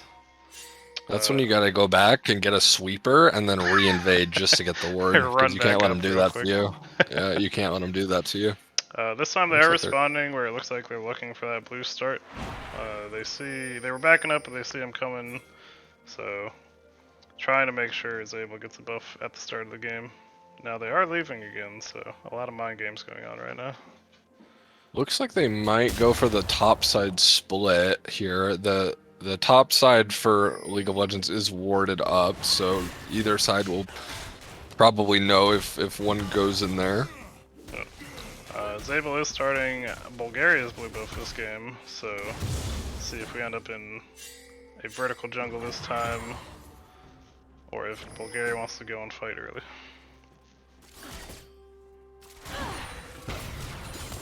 First binding hit by Boo. Last week playing the Morgana hit like minimum 80% of the one she threw, so gonna have to keep track of that this game. It looks like Bulgaria is going to go for the blue buff, so we might see a little bit of vertical jungling here in the beginning. Oh, they actually swapped sides on the map. It's a good E by Serbopsy, poor E by Kazuto. So Serbopsy starting the lane off pretty well. Zabel going for another early gank, trying to give Mundo some love to make sure he gets into this lane. Needs to make sure he goes and gets some farm though, doesn't want to fall behind in that jungle. Swain also going for the tier start, so it definitely means he's going to go for a tank item. He's probably going to rush Rylai into either Radiant or Jockshow second. Pretty disrespectful into the Syndra matchup, so if Kazuto can, bully him, he is missing 70 HP that he otherwise would have had. So it is rough if they can get some pressure going mid lane. But if he's not punished for it, then he will get lots of value off of that tier. If I know anything from last week's games, Mr. Babsy never plays disrespectfully. Los Nomadas putting down a lot of damage on that Xayah early in lane. Yep. Boo landing those bindings once again on that board. Showing why it's a covenant. That's her curse. Got him. Modlock's also following up on all of those bindings with traps, so the Zaya's eating headshots every single time she gets a bind. Hitting them cleavers. Got some love for Let's go, high load on Mundo. his Mord. But Mundo, you see, looking a little safer. If you get hit by the E, you have one safety with your passive, and then you can just Q farm. Mundo is the weak sider. He is the weak side champion. We do have Syndra up top, so could be a 2v1 right here, and we have Zabel coming through, so this will be a time. Double flash coming out for the top laners, but Mord will fall to the Mundo got it. Alright, Mundo taking it. A little bit of I think we should have given it to Syndra, but no, we need Mundo to get the kills, remember? Of course. Mundo is our savior. But TP's back to mid, only misses a couple farms, so nothing too bad. Would have liked the kill for Kazuto, but still a good gank. We have Wukong walking towards Vi, who stole away the Grump. The Caitlyn's building a huge lead in bot lane. She's up 19 CS almost and a plate at this point already. Yeah. Caitlyn early with that range advantage just is so abusive when you have a range support. A nice flash from Stromopsy, avoiding the flash Q from Zabel. Yeah, I'm surprised they didn't ban the Caitlyn if they were thinking of picking Xayah Rakan. That's Modlock's most played champion, and I mean, you know, Boo likes the Morgana and the Lux to play along with it. I just feel like it's such a hard. I mean, I know they wanted to ban the Galio and the Amumu, and the Yorick, but I feel like you almost leave Galio up and just bite it if they pick it, or leave it for second round, because goodness, I mean, Xayah can just not play into that lane. Just too short range of a champion. Rakan can't really get engages with the Black Shield. It's, you know, I mean, they're just waiting until the 14 minutes goes and the platings fall so they can leave that lane. Right.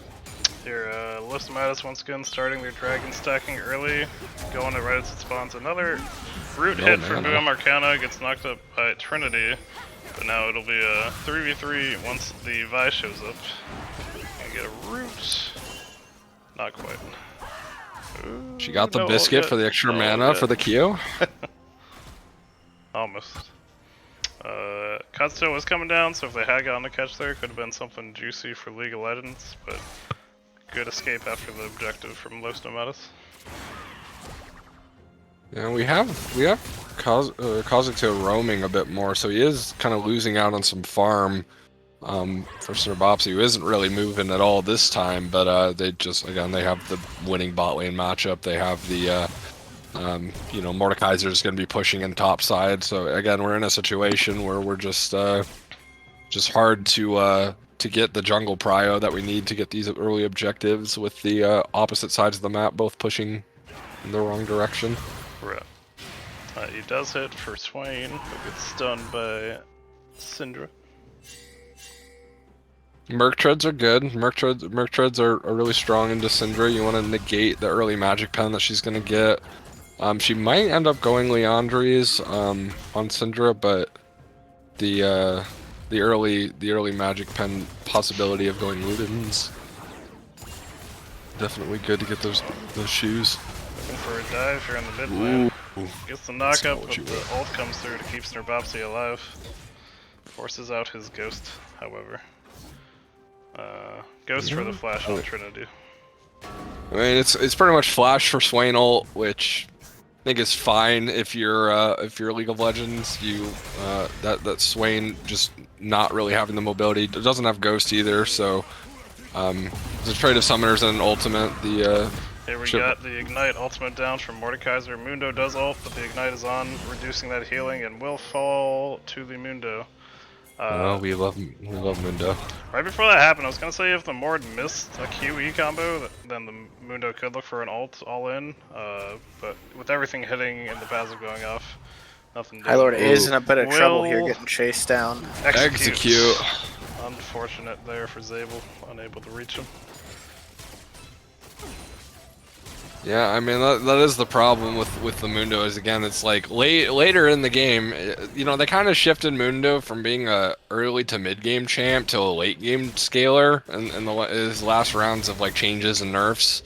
So I mean once you know Gremina gets his heart steal and he starts getting his level 11 ultimate and everything, he starts to become a formidable opponent. But in the early game, it's definitely still the Mordekaiser that with the ignite that's gonna just kill him every time. Unfortunately, his passive thing does not block the Mord ult. It does, but you can knock it off if the E hits you. Oh, does it? Yeah, if Mundo passives up, it does block the Mord ult. Gotcha. Ever see Mord? I don't know that. Now, fighting around the Rift Herald, Bulgaria gets ran down by the Mundo, got that smack across the Rift. But Swain does not have ultimate, but it looks like they're just gonna walk away. There's no more smite left, so the Swain and Mordekaiser are able to pick it up. Mundo on the wrong side, so...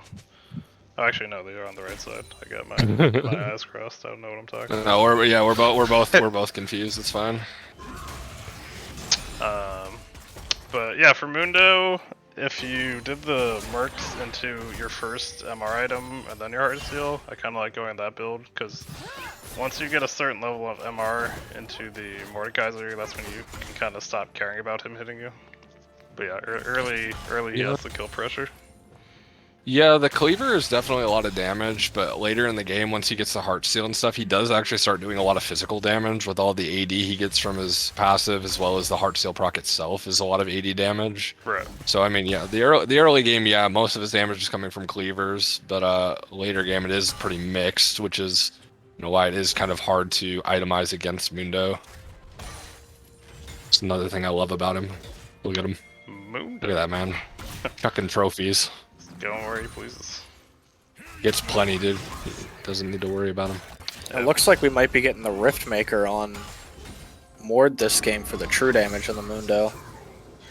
Yeah, it looks. I think he's going Ryla. I think he's going Ryla though on the first item. Yeah, it's normally the Rally's Rush and then you get your Mythic, because Rally's on Mord is just ridiculous. Oh, the Ignite ult after the EQ combo hits. And Mundo should fall here. It's not long for this world. It might be. Ooh, that looks like a dead Swain. Nice flash ultimate onto Snarbopsy. Picked up by Kazuto with the ultimate. Now Mundo finally fall. Run! Run away! Mundo! No, he's out of there! Come on, Cameron, no one cares about this fight. I want to see top lane. Mundo survives. Oh, a double stone there from Kazuto. A good route there. And cleanse from Mami Senpai. And League of Legends trying to start off with this dragon. The Rift gets dropped top since Mundo already had it, getting 3 plates, maybe 4. And a nice engage from Muem Arcana. Takes out Kazuto. A good counter kill by Mami Senpai, but the dragon's doing work for Los Nomadas. The exhaust keeping Bulgaria from killing anyone, but they only have Rakan left, so there's no damage, and they'll take it 4 for 1. A very close fight, but went the way of Los Nomadas.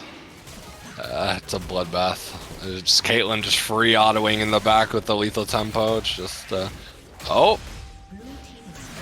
Come on, grab a nut. Beat him down. Punch him. Punch him. Ooh, that crit on the Q.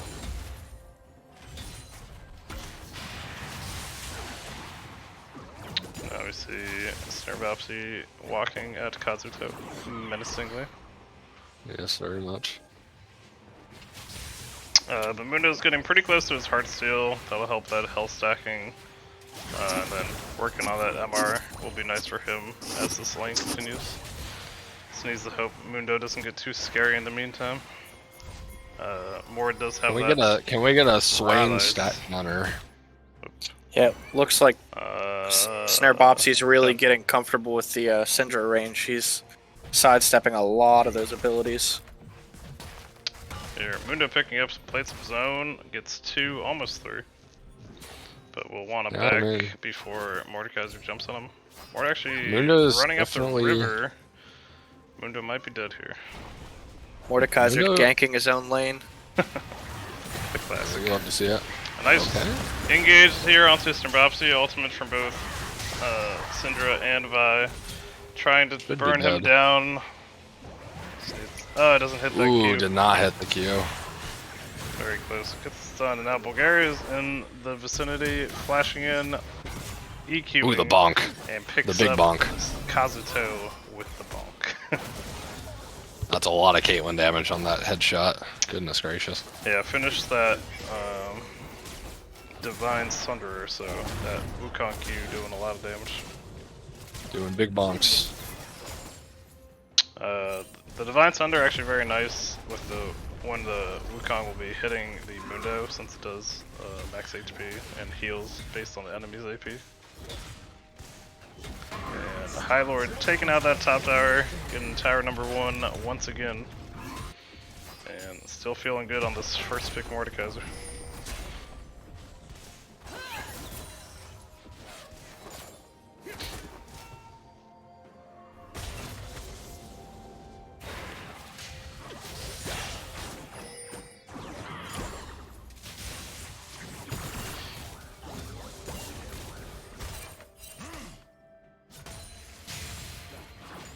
Got Mord and Wukong in the top river with the Rift Herald spawning in 40 seconds. We'll see if they try to rush that or just want to set up vision. Red team's turret has been destroyed. Looks like Bulgaria's looking for Kazuto in this mid lane. Close enough to tower, he walks away.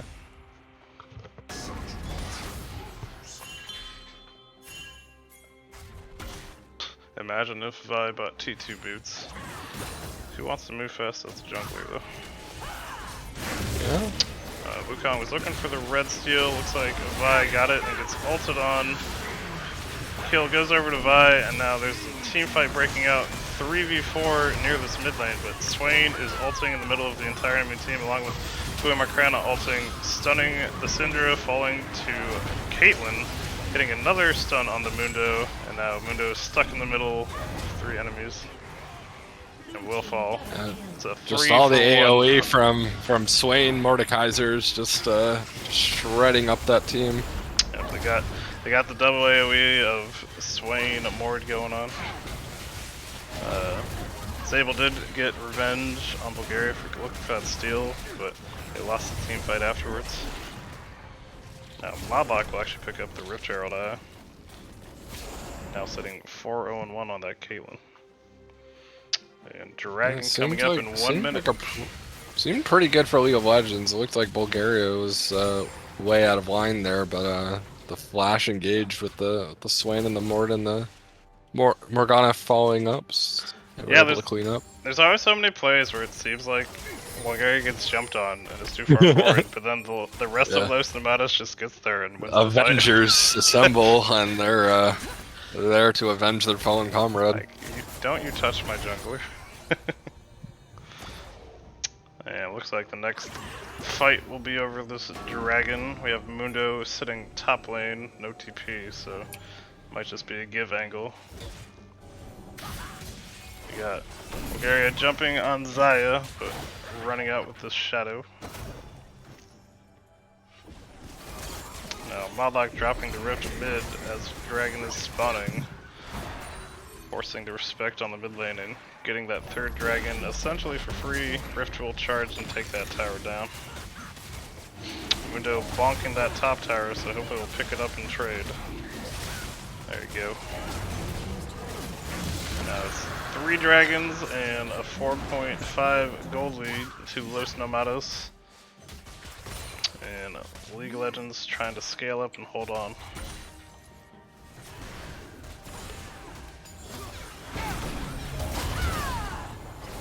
There's the engage by Trinity, but just Boo, Black Shields, and ults. Boo will fall down, Trinity does escape, the ult goes down onto the Vi, and Wukong is jumping on Mami Senpai though, no peel remains, and we'll take her out with the bunk. Zabel unable to kill the Caitlyn, a flash away from the stun from Syndra, and now 3 members are here surrounding Kazuto, flashing out, trying to get away. Gets pulled back by Swain and falls to the Wukong. Bench is 30 minutes at the end, so they got 12 more minutes. They got it. Los Nomadas putting out a display of just how much playmaking they can make, how much objective control they've had. I don't think they've lost a single Dragon, Baron, or Rift Herald yet. No, they have not lost. Yeah, they've been on top of the objective play. Just whenever It it seems spawns, like- they all run there. Seems like League of Legends might be tilting a little bit. They're sending a whole lot of resources to try to kill this Kate and haven't been very successful at it yet. Well, Modlock just does so well on the Caitlyn spacing, and then you have the net and the flash, so it's Yep, just so it's good. hard to kill him. Yes, Los Nomadas won game 1. It's 1-0 currently. In a best of 3. Or best of 5, sorry. Kill Kate is their comp. I mean, if they do kill Kate, then it's alright. Zabel jumping into a black shielded Buam Arcana. She ults. Zabel flashes over the wall, and now they're trying to take out this Mordekaiser. Ults the Vi, and we'll burn her down. In the meantime, looks like they're fighting a Swain in the middle of the rest of Team League of Legends. And they are burning down as Modlock and Bulgaria show up to have all the AoEs on the side of Los Nomadas in every team fight. They just don't have enough damage currently to take down all the tanky members of Los Nomadas right now, and they're just taking these Oh man, terrible fights in choked places. They took that fight 5-0, and right as Baron spawns, so we get Baron at 20 minutes. Yes, the finals are a best of 5, and Los Back Nomadas to looking back. very strong in this game too. Back-to-back 20-minute Barons for Los Nomadas. Yeah, man, they're killing on the objective game. It's almost like objectives are important in League of Legends. Dang, who'd have thunk it? Not me, I just want to kill people. I thought it was Call of Duty. Bench says game should be done 25 minutes. Alright, we got the end time call out. Can League of Legends survive for 10 minutes and make it to 30? Or will they no Nomadas end at 25 as Vintage has predicted?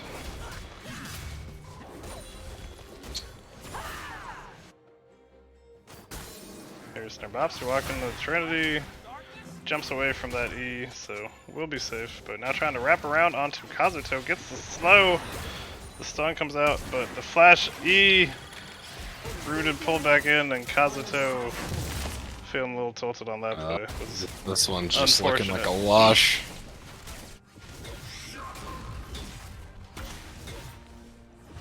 Red team's turret has been destroyed.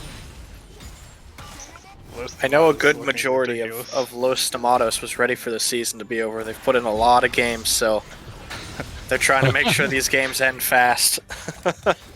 That seems to be the goal here, is to make sure these games are they're off to bed as soon as possible.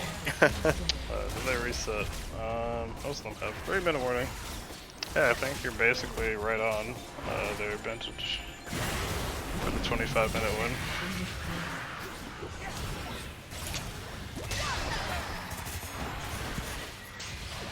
Another nice E from Swain, just hitting everything, and then all these AoE slows with the Swain ult, the Mordekaiser passive.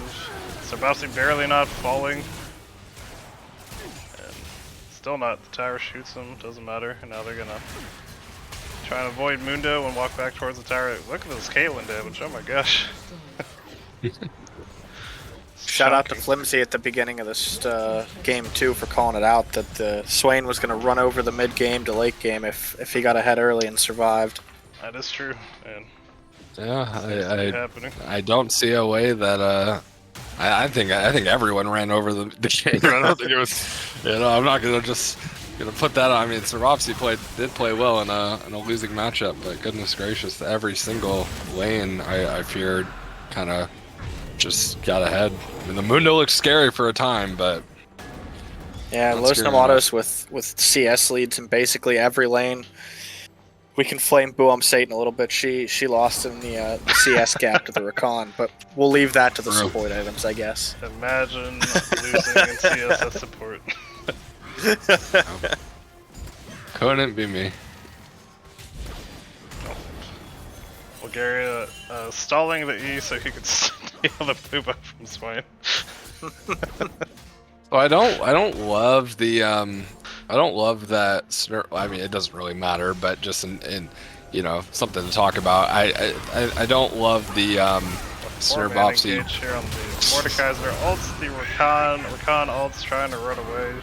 Trying to survive. Dodges the Q. Gets the knockup. Stalling out as much as possible. Gets hit by E and gets out. And Mordekaiser falls to Kazuto. Well played, League of Legends. First on the map. Los Nomadas are pushing everything in else the is bot in lane. shambles. We kind of, guys, we kind of used everything there on the Mordekaiser. What do we do now? Mundo ulting in, going for a brew armor. Kind of takes it out with the flash E. And now Freaking- jumping on Sterbopsy, just taking no damage. Ulting in the Throw middle of Morgana the against team, the wall. walking at them, standing in front of the fountain, healing. His ult never ends. Dodging the knockups, getting punched by Vi, not noticing. Meanwhile, the and Caitlyn is just ripping He through does the rest of the base. no damage, but nobody does damage to him either, so it's fine. What a fun champion. Well played, Los Nomadas. Another very commanding early game into quick end, and basically ending it right at 25 minutes as Vintage predicted. Well predicted.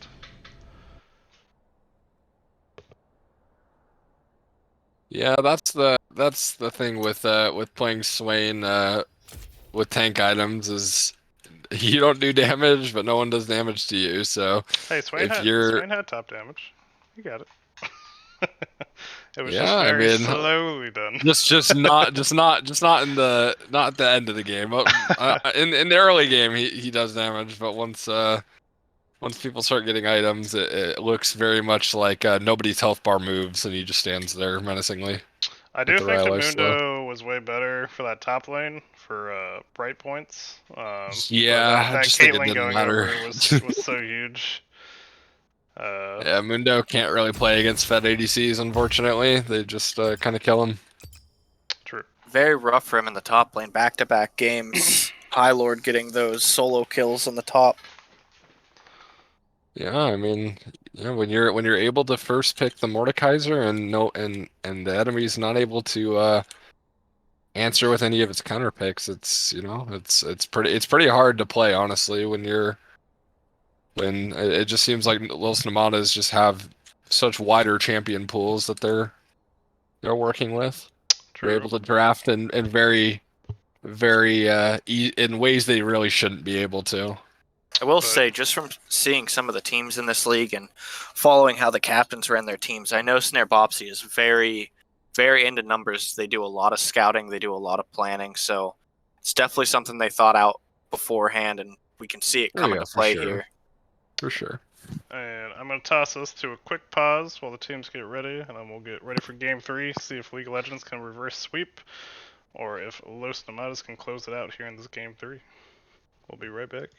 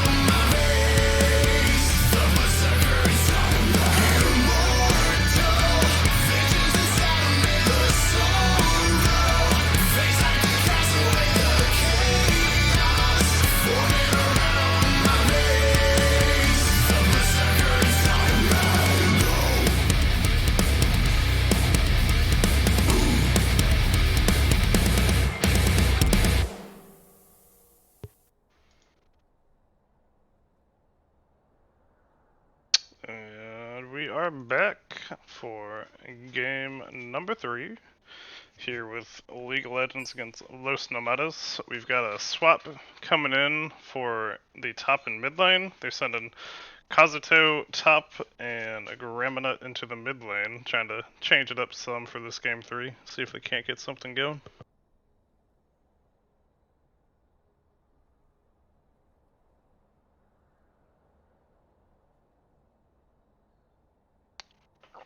And I'll be interested to see what they try to go with for this game 3 draft. If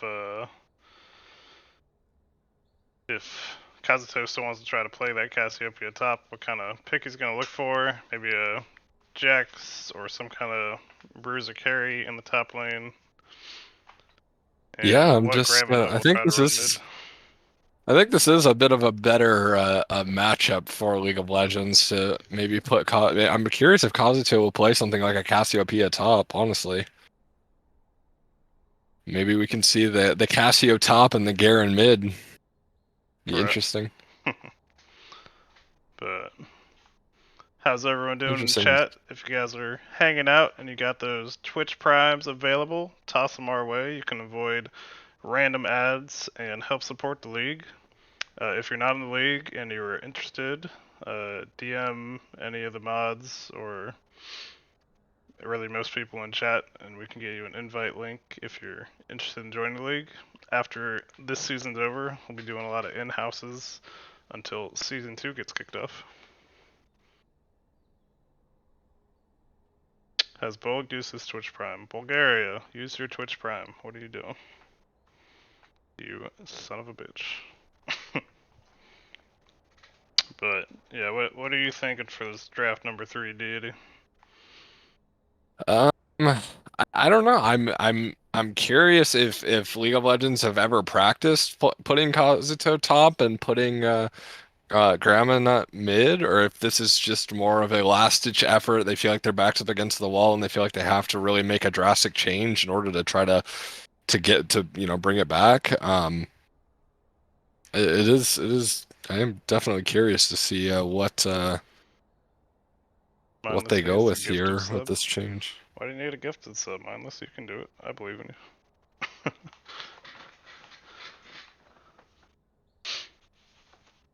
Any gifters in the chat? But yeah, I know it's something Kazuto had done before in previous seasons when we played in Press R. But generally, it was more of a final curveball. Alright, I will invite you.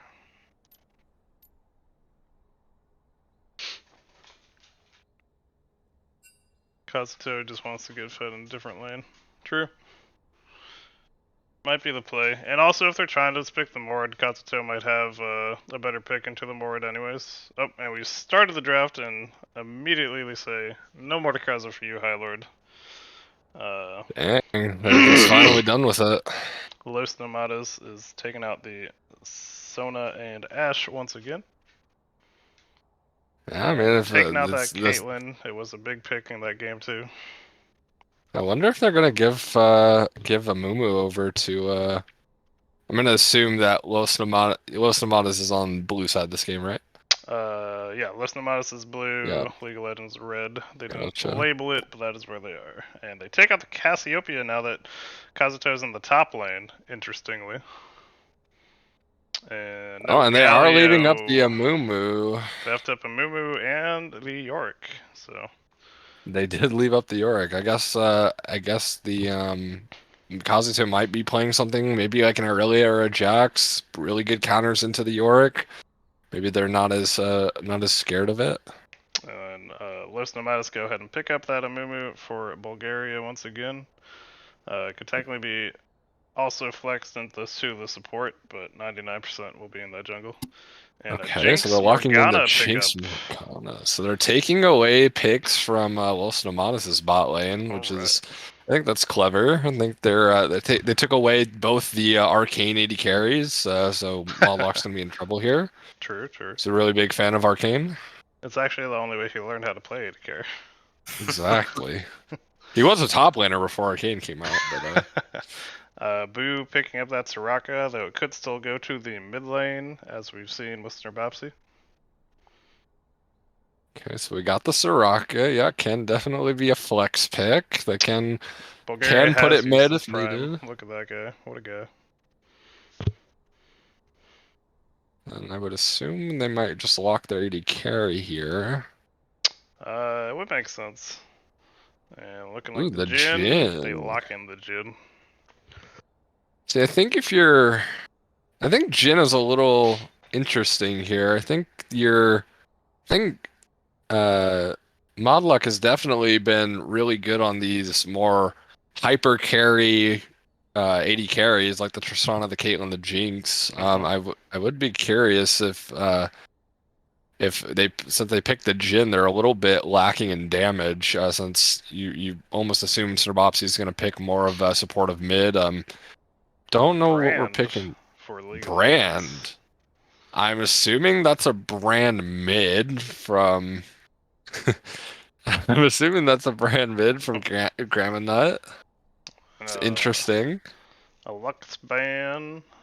They don't want to see that Rocket Lux setup that Los Nomadas did last week. Bulgaria trolling the Twitch chat while drafting. Can see that he's not too concerned about the draft right now. Seems like he's more interested in the world of the Twitch stream. Well, it's like Akali said, Bulgaria just lets Snarbopsy do all the thinking, so he just sits in the Yeah. draft going. He just plays the press R champs, the Amumu, the Wukong, the Shyvana, and just hits buttons. Right. They're Actually, bigger. He knows they're bigger brains than him at work. he's probably getting in games of Apex while they draft. Yeah, probably for sure. He's probably playing Apex while they're playing. Honestly, Plays a movement because you can cry and then walk to a camp and you can tap in. he's just clicking camps with the W toggle just staying on. He just doesn't lose any mana Exactly. because of the jungle. Yeah, it's most likely what's going on. He just ganks a couple times early to get his lanes going, and then he just kind of alt tabs, clicks on the camps. They also take out the Annie for League of Legends. Don't want to see Snarbopsy on that. And then the Wukong and Silas taken away for Los Nomadas. I think the Lux is a pretty decent ban, trying to prevent the flex from coming out from Boo since they're. I do think they might stick with the Soraka Jin. The Gragas, potentially for Zabel, had played it last week and looked pretty good on it. Yeah, so they are looking pretty AP heavy, so I would expect to see some sort of AD heavy topside for Kazuto. Yeah, might be the Jax angle, potentially. It'd be Jax. I think it just is gonna depend on what I would be I would be interested to see if what yeah, I was gonna say the Shen High Lord Shen is a pretty good counter into stuff like Jax and good at negating it. I just hope that I wonder what Snurbopsy is gonna pick in this situation because they are really lacking in damage right now. They do have a lot of crowd control. Will Snarbopsy play the carry for game 3? Or will he pick another support and say, who needs damage? We got Jin. It usually is the case. It just says who needs damage. We have Modlock, but Goes for okay, the the Ari Ari pick. pick. Okay, so there's some more damage going on. We're seeing Snurbopsy in a little more carry-oriented pick. All of a sudden, now that Kazuto's out of the mid lane, we see him playing a little more carry-oriented champion. It is kind of the classic pick Snurbopsy ends up on if he's not playing a supportive mid. Ooh, the Gangplank. That could be interesting. Definitely very Gangplank good. is currently. pretty solid into into the Shen. Gangplank is pretty good. He keeps up with the global pressure, just gets to kind of free farm against the Shen, and also good Scales with all their very hard. CC. Scales hard, good CC. I think League of Legends have a super strong team fighting comp actually with Brand, Jinx, and Gangplank. Just lots of big AoE damage coming out. Gragas too And the Gragas, from their side. Yeah, They have lots of damage sources. they have big I've- team fight energy. I have big expectations from this as the captain who had the resident Gangplank main. We'll see how Kazudu stacks up to Max. You have to let Max know if you're proud or not after you see how Kazuto does. Yeah, you'll have to draft Kazuto next season if he outperforms Max's game plan. Yeah, this does look like a team where League of Legends potentially in the 5v5s should have the advantage, and with a little bit of damage lacking. I think this is Los going to be the Nomadas. time that I think this is the time where Snarbopsy really has to come through on the mid lane here. I think a lot of the game is put on his shoulders in terms of like carry potential. Even though Right. like they do have the Jin, I think Snarbopsy most likely can do that since he's up against Graminut, who I've never seen Graminut play mid lane, so it's yet to be seen if he can play against Snarbopsy in the mid lane as the brand. We'll see how that goes. But I think if this is the one time where Snarbopsy is put on in a carry position where I feel like we've yet to, I mean, we've seen him on the Ari before, but this is definitely a situation where he does have a lot of weight on his shoulders, being pretty much the only damage threat outside of Jin. Right. They do have Boo on the Raka, so that'll be very nice for the team fights. We saw last week when they had the Raka mid how much that healing factored in those big game team fights. So that could be an X factor for Los Nomadas. And I do like the Shen pick for High Lord since they sent Kazuto top. A pretty safe pick. Always able to kind of match any split pressure, and you can always join team fights. So definitely a good defensive pick since I had to go blind. I will be very interested to see how League of Legends plays this because they are a very squishy team. So they're going to have to be very careful about when they pick fights. Yeah, Fence saying Brain should be able to AFK shove mid. I agree. And then, yeah, it'll depend on how Kazuto plays that GP.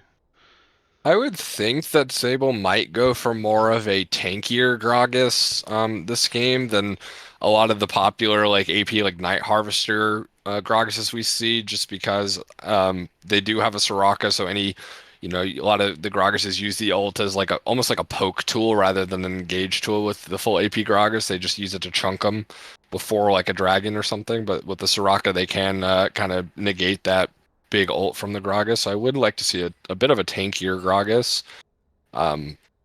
Los Nomadas do have a lot of, they kind of have like, they have really good pick potential with the Ari and the Jin and the Shen and the Amumu, but they also do have a lot of peeling back options with the same, you got the Shen ult, the Soraka, so they do have a very versatile team comp. They can, take the offensive with like Ari with Shen'll, and they can get some engages that way, and with Jin'll, and they can also kite back. So I do like their versatility. Agreed.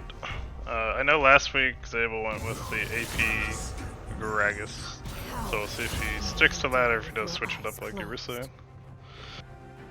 Will be interesting too because Los Nomados got two of their big comfort picks, Soraka being Boo's pretty much main champion, and kind of the same thing with Amumu in Bulgaria. For sure. High Lord also. Go ahead. I think they were going for trying to get Modlock off of a comfort pick, so we'll see if it was an effective draft strategy or not. Yeah, I'm curious because I feel like they could have just played like Tristana, or they could have played, like another I mean, they did take away Jinx and Caitlyn, but I feel like there are more, hyper carry options that Modlock's more comfortable with. Like I said, Tristana's a big one. The Kalista is also one that they've played. Kalista Soraka is actually not a bad combo. You can save the Soraka from getting picked out. Right. So I mean, there are other champions that Modlock has played besides the Jin. I don't even think he's played Jin this season in an actual game. It doesn't look like he has. About Modlock's Jin? I have seen him play Jin a good bit. He is very good on it. He will make very aggressive plays, especially evolving around that force shot. So should be interesting. Get some more action down on the rift. So I do think it does. Will it be a 3-0 or we think it'll go to game 4? I think if there's one game for League of Legends to win, I think this is their most. This is probably their most like best chance, I would say, of winning. They kind of throw them off guard here in this last game, and I feel like this is their chance to kind of swing the momentum. If I had to put money on it, I would probably just say Los Nomadas will take the third game, and it'll be a 3-0. I just think their team plays a little bit above League of Legends at this point. I think League of Legends did have a good Cinderella story, like little miracle run to the finals, but I feel like Los Nomadas are just kind of head and tail above them right now. But I'd love to be proven wrong. I said it in chat before this. I think this game is going to come down to how is the mental on Team League of Legends. I know we saw Kazuto just kind of going AFK when he would get caught and just accepting the death. So be interesting to see, how tilted they are and if they can play through that. Yeah, gotta reset. No, it's a new game. There's no leads in this one. And yeah, I'd love to see him play it out well and give us some more action.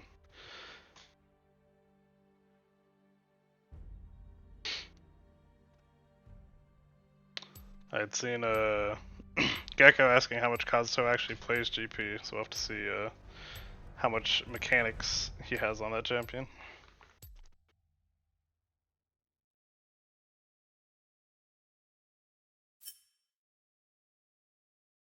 Now we get our spectator Unlucky delay. that we didn't get to see the Soraka jungle from Bulgaria. That would have been True. almost as good as Kalista jungle that we saw earlier this week.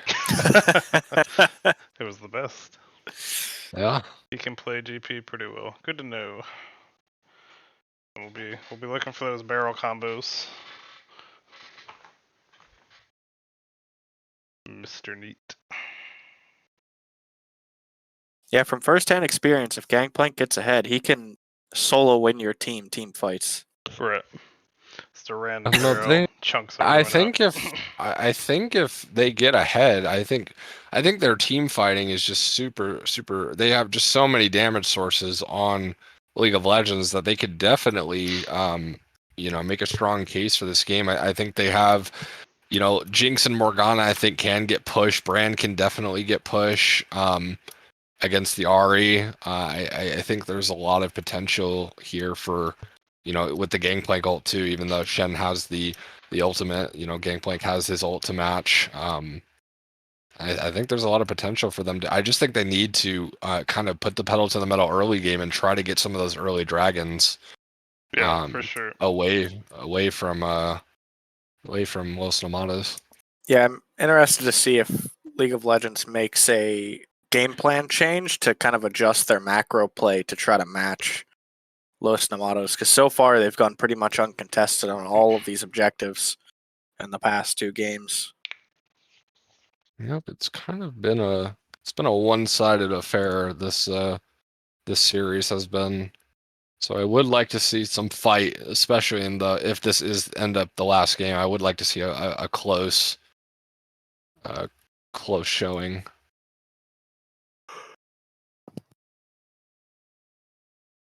Yeah, Morgana Black Shield would be big. Jinx positioning also, because Jinx, who's not getting hit, does a ton of damage. Modlock did that very well in game 1. But before we get into the game, if you want to avoid any random ads getting in the way, toss us your Prime subs if you have them laying around. You can avoid random advertisements and help support the league as we get ready for in-houses in the off-season and then Season 2 in a couple months. Yeah, fork them over. Yeah, and if you're looking to get on a team, in-houses is the best way to do it. The captains use that as, sort of a judging tool based off your salary, whether you're worth it or not. So Hey, thank you, Mr. Neat. we host in-houses. I try to host in-houses basically nightly during the week if I'm available. So just keep an eye on the in-house announcements, and if you're free, jump in and get some games in. Yep, and a very good point. The more you're around in in-houses and people know you show up, the more likely you are to get picked up on the team. And just avoid picking things like Kalista jungle. Does greatly hurt your chances. Or that's so I've heard. Yes, the Discord is open. If you DM some people in the chat. They can get you an invite if you know anyone. One of the mods Or any can, of the mods, yeah. can hook you up. Yeah. Neat, I'll get you an invite link. But yep, basically in between seasons we do in-houses where it's just random teams 5v5, and then we do a draft in the actual season, which this is the finals of for season 1 on our Discord. 30 seconds until minions spawn. I know how it feels to fall. Listen, just Look at because they're in the Legends, game that's doesn't mean they not- can't send out not- invite lists. Yeah, it doesn't, dude. You know, Bulgaria's in the chat. Even if he's playing a Mumu. It's not like he's putting too much. He's also probably playing Apex. Like, you know, it's he could probably send you an invite link if he's. Here we see the actual line of scrimmage from Los Nomadas. They don't have the hook or the binding to look for that invade. League of Legends was ready for the invade, but nothing coming. Now they'll spread back out and have a more standard start to this game number 3. Okay, so Zabel is going for the Dark Harvest, which makes me think he's going for the Night Harvester Gragas in this game, which I think if pulled off well, it can work. I just think it is going to be difficult if, you know, since they don't really have a, you know, anyone that gets hit with an Amumu binding is most likely going to end up dead. So they will have to watch out for that. And Bob's already starting out early, looking for that pressure in the mid. Luckily, they do have a Black Shield to avoid, you know, someone just getting chain CC'd, hopefully. See how that goes out. Both bone plating off for both supports. Some good pressure some here. Bopsies. Has Graminut down to about a third health.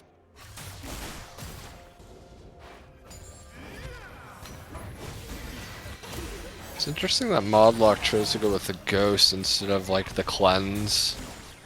Think he's just thinking that he's gotta have the, I guess, the movement speed to keep up with the or dodge the skill shots that are coming out, and maybe his plan is just hopefully not get hit. Right. Or he could be like Beard, where Beard never runs Cleanse because he forgets he has it. I mean, Beard's just so mechanically gifted that, you know, he just doesn't need it, you know? True. High Lord already having some good trades into the Gangplank top as well. Yeah, the Shen Shield helps out a lot with that, but I think once the Sheen comes in, you'll see a little more poke going the Shen way. Nice bind Sable there by getting Trinity. aggressive in the jungle. Oh, looking Ooh, for that flash. invade. But in a 3v1, and we'll fall to the Ignite from Ari. First blood to Snerbopsy. Bulgaria And looking for Graminut his needs to Q. flash. Graminut flashes out to make sure it doesn't get bound. And now Bulgaria stealing away the red from Zabel. Getting triple buffed once more. Back to top lane. Alright, Zenith just bullying out the Gangplank. Well played there by High Lord Zenith. Bullying early. Katsuto back in. Not sure if he has enough for Sheen yet. So definitely High Lord Zenith still playing very well, and Bulgaria escapes just before Gangplank arrives with the red buff.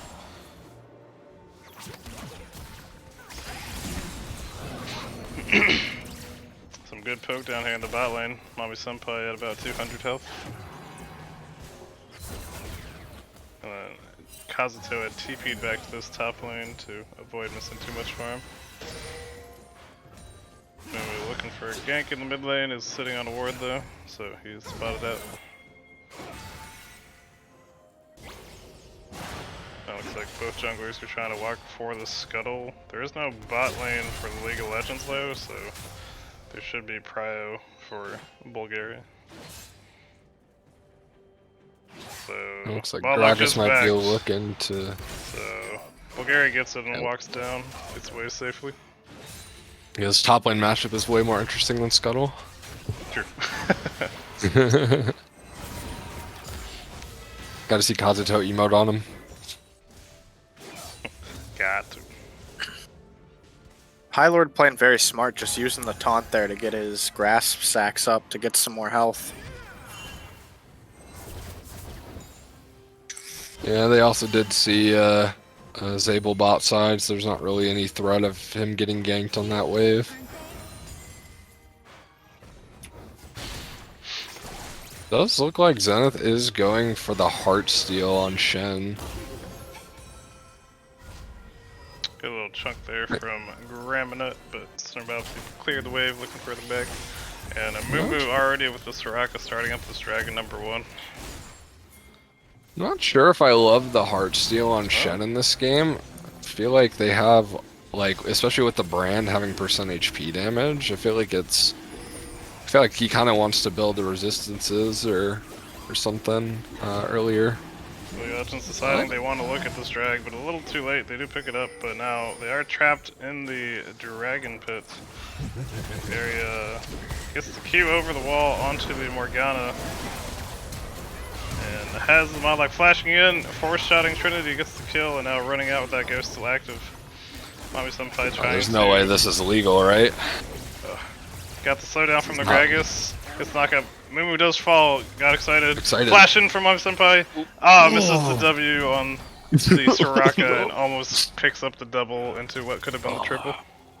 You just want to root for this League of Legends right now, but it's just every time they go for something, it just. Oh. Now Sir Bopsy will That's understand occurs? top lane and catches That's out Mami occurs? Senpai as they got a little too far forward. Every time they go for a play, it just looks like one person misses one thing and then it all all falls apart. Right? It's like it's so close. Still not quite. It Now seems High Lord like- engaging onto the gangplank right here. But Kazuto now just standing next to his barrel. Chill. Gets the barrel hit off. Gets a little bit of poke, but not too much. Getting those empowered autos and grass pits from Shen. Gets the taunt. If he gets another Q, might get a kill. Oh, it doesn't drag through. I missed the Q. But now he has the block zone.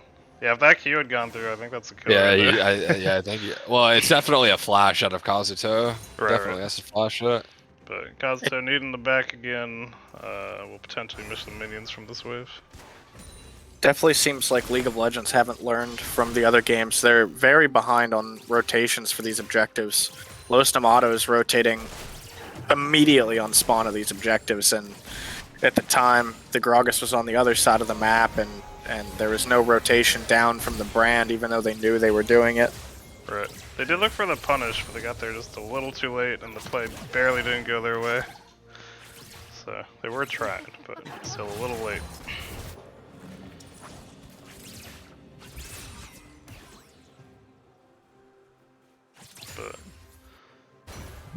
But the trade's going a little Shen's way. GP is keeping up in the farm. It's a little bit ahead despite getting pushed off that last wave. Now he's back in lane with the Sheen. The Sheen will help a lot. And now Rift is up, so we'll see if Bulgaria tries to start up that objective as well.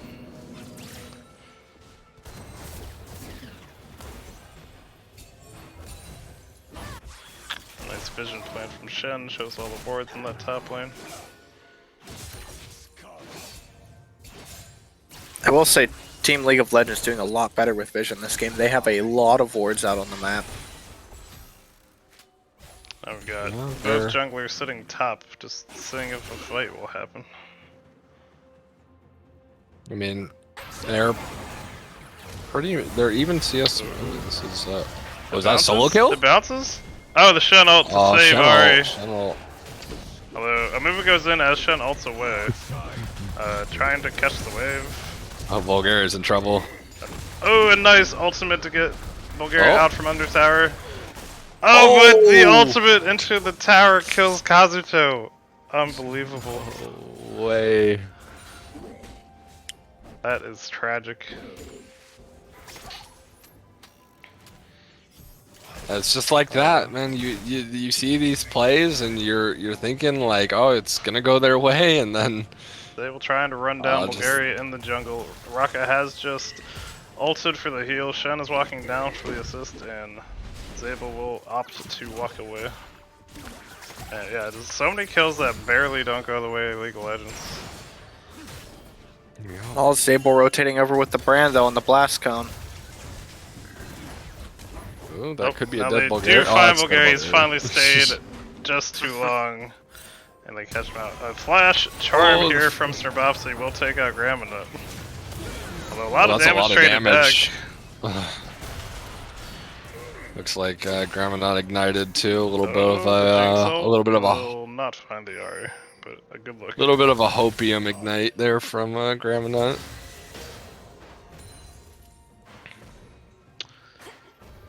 Yeah, I mean, if with how much damage went back, if Gragas had just gone in, it might have just been the 1-for-1. It might have, but then I mean they do have the Shen there before the gangplank was able to come down. But yeah, I think if Zabel maybe committed a little harder to that, then they could have at least traded 1-for-1 there. Right. Just don't know if the Shen wouldn't have picked up the counter for that. But Looks Malak, like- once again farming very well on this Jhin, opens up a 30 CS lead as they start up the second dragon on spawn once again. Zabel on the top side, so another dragon over to Los Nomadas without any contest Jeez, so they're just gonna get every drag this series. so far. A little bit of a rough gangplank combo there. And it looks like Kazuto might be trying to get into High Lord's head because every time he pushes him back, he flashes that emote. That is a dead Graminut. Nice engage there from Snurbopsy and Bulgaria. Pick up the kill on Grandma. Jinx ult will fly through but not hit anyone, and now Amumu's running top because he sees him on wards and will back up. He's running top because junglers don't need to farm. They can just take camps in 2 seconds and then go for ganks.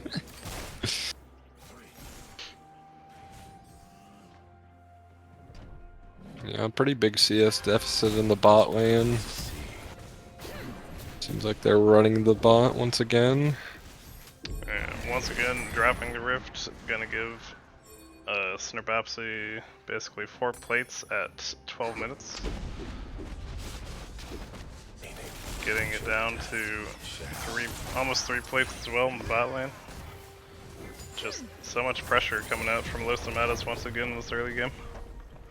I mean, it just goes to show with this being the this looks like a quarterfinals game between League of Legends and Los Nomadas, just about how high above Los Nomadas is from pretty much every other team that is in this league at this point. They're just, it just seems like all their players are better than all their opposition.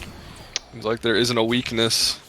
I do know Snurbopsy exploded. spends a lot of time flashing there for Mami Senpai, trying to get a combo on Marcana. Gets the ultimate off and will survive along with the Shen ult to keep her alive. The flash in from Bua Marcana to get the Shen back onto Mami Senpai. A good cleanse, but Shen is there to auto her down. Oof, and the laugh from Boo. You can just feel the desperation right now from their players trying to get something cheeky, but every time they try to go for something, you got global ults from Shen, global ults from Soraka, you got CC everywhere. It's Ooh, a nice just, flash engage there from Zabel. Doesn't quite get the kill. The ultimate will pick it up. Boo, Arcana will fall. Now Modlock is ghosting in onto Trinity, trying to get out of range of the Shackles. Does, and now running back in with the 4-shot, picks up the kill. And now if they can get a taunt down with the slow and the root, they're going to pick up another kill onto Zabel. They do, and double kill for Modlock. And just another play where they think, hey, we'll stop them before they back, we'll get a kill, and just more kills going the way of Los Nomadas. oh, it's a flash out of Graminut. I do know, going all the way back to the draft, Snurbopsy had his own spreadsheet where he was individually rating people based off the in-houses, and he used that as his draft strategy. So he had a very good game plan going into the draft with who he wanted. Yeah, for anyone looking to play or looking to be a captain, being at the in-houses is great, especially if you're looking to be a captain so you can see everyone playing and get your own idea of what kind of team comp would work. I know Snurbopsy also spends a lot of time every week looking at what people have been playing on the enemy team and building up a good draft strategy, so that is also big for their team as well. Yeah, they do a lot of scouting, a lot of VOD reviewing of the other team's games. Nice ultimate there from Bulgaria. Picks up the kill onto Kazuto. Zabel trying to run him down. Gets the bonk and the slow. But will pick him up. And Graminut with the explosion takes out High Lord Zenith. And Snrbopsy goes down to the barrel from Gragas. Whew, barely didn't escape. And now looks like Zabel will pick up a Rift Herald and take away an objective from Bulgaria in the series. Big shutdowns from Boo League is of in the Legends. area, so is trying to prevent that loss of an objective. It brings it down to a 2K gold lead, so it really isn't out of it's not like League of Legends have completely lost this game yet. A lot of kills onto Zabel, so as he's going that AP Gragas with, looks like he went the Rod for this game. We'll be looking for a lot of damage from him. We have Hyler just running into the bot lane trying to start up a gank, but Kazuto TP's in for the counter gank. Zabel and Graminut walking down, looking to 5-man this dragon, trying to pick up another objective while Snrbopsy was in the top lane. They also take the mid tower with the rift drop. And Snrbopsy will take out the rift. Looks like the rest are walking the over. first dragon for League of Legends. Yeah, I definitely there is think no if they- flash from Bulgaria, but they're looking for the fight, so they might get collapsed on. Good dodge on the root. And A lot of Snrbopsy damage picked going up. on Snrbopsy. Oh, he's Oh! super low. The Soraka ult does come through. The Amumu's walking up, trying to get that good ultimate. Gets rooted. Jinx trying to take the Amumu, but the Shen ult comes through and gets him into the back line. Now they're following to that Mumu W. A nice charm into the Amumu stun, and they pick it up a 4-for-1. And they Looked will like it pick was up going- this third dragon. It looks like it was going League of Legends' way for a bit there, but again, we're just, there's so many low HP targets on on Los Nomadas that barely gets away with it. It seems like they kind of got away with murder on that one, but Kazuto tried for the steal with the gangplank, but Bulgaria had the smite. Yeah, they had the good idea. They ran down and tried to rush it, but then it was kind of a waffle between do we rush it or do we not let the dragon damage us and end up taking a little too much dragon damage before that fight started. And Well, they did unfortunately get- for Team League of Legends, they haven't seemed to find a way to get on the battery pack that is Soraka in these fights, who's just healing all of Team Los Nomadas back up through the damage. Yeah, you saw at the end of the team fight, they were all basically full health despite being very low after the fight. Because Soraka is a fun champion. yeah.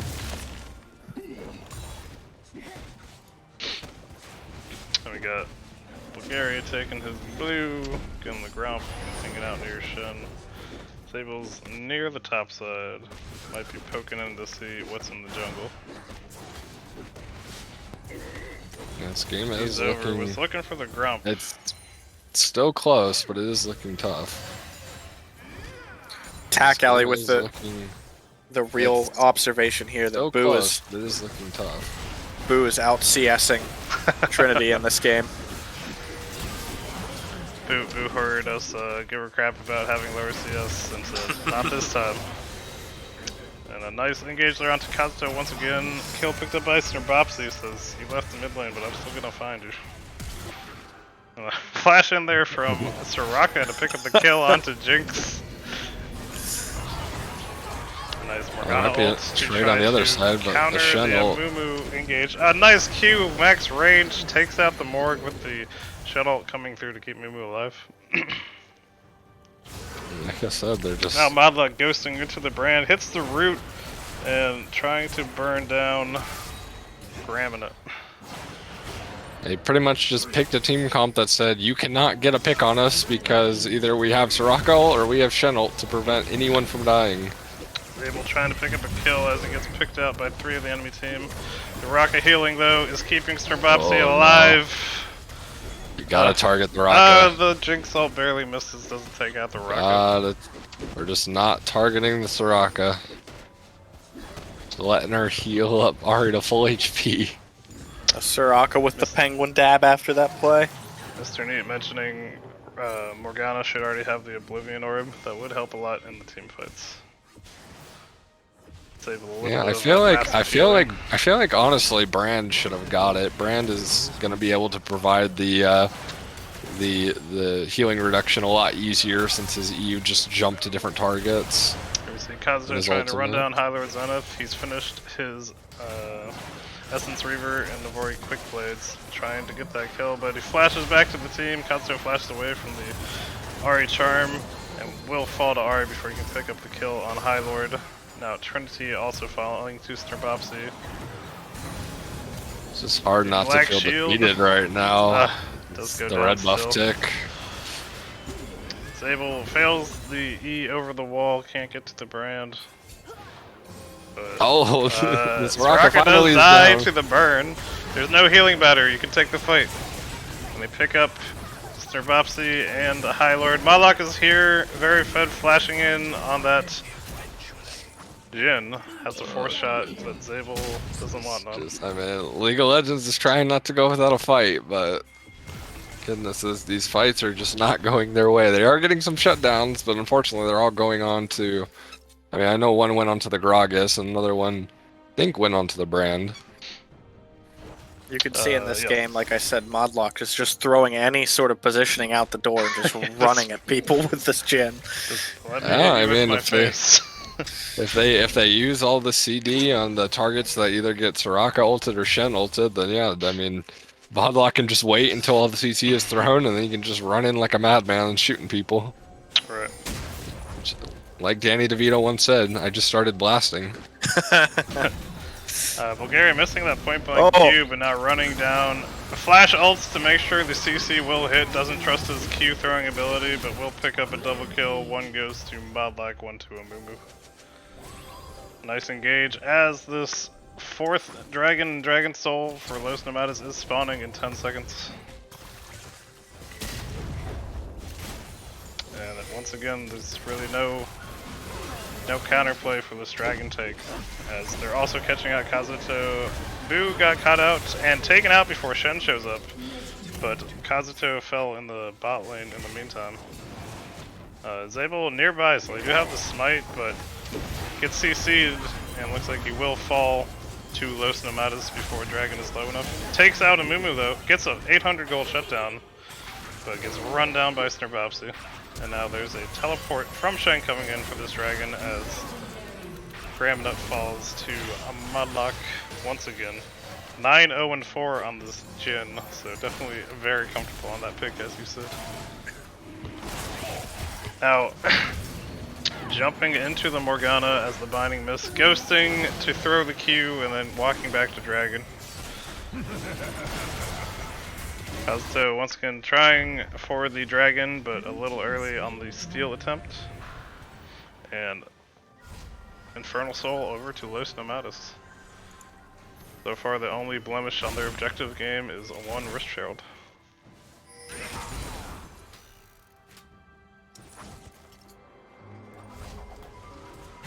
And if we were worried about Los Nomados damage before, now with the Infernal Soul, they definitely have more than enough. Yeah, definitely getting good souls to go along with this Dragon control for these games.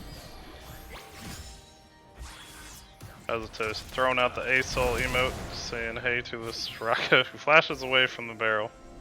Doesn't want to lose that health so she can use it on her teammates. Boo trying to flex and 1v1 the Gangplank with the Mastery Flash. High Lord taunting to take out the Blast Plant over the wall. And a nice charm onto the Morgana taken out by Snurpopsy on the Ari. Now it's a... Oh, and another charm onto the Jinx. Has to cleanse, flash away, but gets ulted on. The Infernal drag with the Ari just doing a nice steal by Zabel. damage. Fantastic combo of abilities to burst it out. Something will happen in 3 minutes. Modlock picks up some kills. And then Snurpopsy takes out Zabel. So a fantastic steal there on the Gangplank, but now there are no Baron buffs left on the board. Yeah, Flimsy, you're right. League of Legends must have won. Yeah, League of Legends, I think, since they sold the Baron, they just automatically win the game, actually. Yeah, it's actually a buy clause in the fine print of the rules. It's a gentleman's agreement. You know, they got a major objective besides Rift Herald, so they just automatically should win the game. It's true. They're putting a big blemish on Bulgaria's record for objective control. Yep, that was the first major objective that they, besides, like I said, besides the Rift Herald, that they have gotten this game. That was the first Baron they have gotten. To be fair, So we are seeing signs of improvement. Out Now we comboing can a see- Gragas is very hard. In the meantime, Boo I'm Satan was stealing jungle camps from her team. Oh, of course, because she's the real carrier, remember? Yes.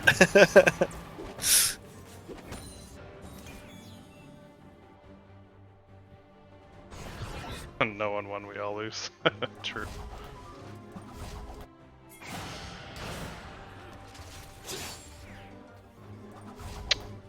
But now that Los Nomadas have reset, we'll be looking to find some more picks in this mid lane. Modlock and Bulgaria walking behind. Gragas gets the stun, but knocked away by the ultimate. But is still getting chased down. Ari is in range. Might look for an ultimate into a charm. Goes for the ultimate, hits the charm onto Jinx. The Amumu ults the Gragas and takes them both down. Now a 5v3 on the map and almost bursts out the Morgana. Takes out the Morg. Gramina will also fall. Kazuto alone is alive in the top lane, taking the second tower away from the Shen, but now has to run away as he gets taunted and taken out by High Lords on the Ace across the map, and it looks like Boo is in the chat arguing her case for why her salary shouldn't be raised. Yeah, just remember that Los Nomadas cheated because they have too many admins on the team now. So just yell at all the admins on that team and tell them they cheat. Snare Yeah, Bopsy's sure, certainly I mean- showing this game that he's not just a support player as well. True. So I can play the carries if I feel like it. High Lord trying to taunt and the flash out of the fountain gets taken down, but a clean 3-0 from Los Nomadas. And very well played from them. The entire playoffs was all sweeps. Fun fact. Congrats on Los Nomadas for the first championship. It'll be a lot like Worlds, where people look back on this just like they did on Fnatic and say it didn't really count, and we go next season. Exactly. For winning the tournament, I'll be 3D printing Los Nomadas a couple, basically Stein shot glasses, the little Viking horn. So send me your addresses at some point, Los Nomadas, and once I get those printed out, I'll send them your way. And I'm gonna make them out of material that is safe for food and beverages, so you don't have to worry about getting poisoned. That's always good to know. I whenever I get shot glasses, I like to make sure I don't get poisoned True. by the material. But thank you both for casting tonight with me. Luckily, we got it done before it got super late. And Yeah. thank you everyone for watching. It was definitely a fun time, an exciting series with a lot of action despite the 3-0. Well played to both teams, and we'll see you in houses and for next season.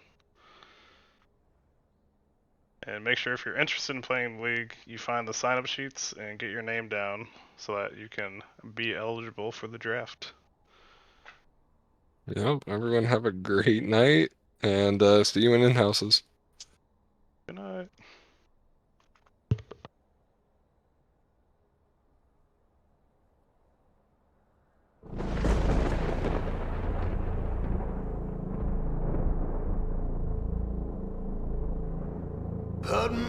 Tíminn mordir, önnur skurdi kópa, flög fagrar orrar, farrar brotmir vikingum, stända upp i stavni, stirra dýrim kräri, hálraspa til hafnar, hungva mann og kanan, hungva mann og kanan.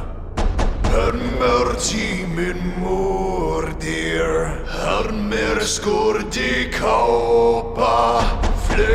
och fagrar årar farar med vikingom. Standa upp i stavni, stirra dyrim kräri.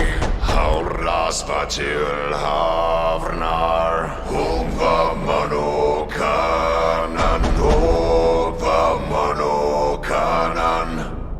Dömar timen mordir, henne skurd i kåpa, flä och fraggar årar, florrar med vikingom. Standar upp i stavni, stirra tiring knäri.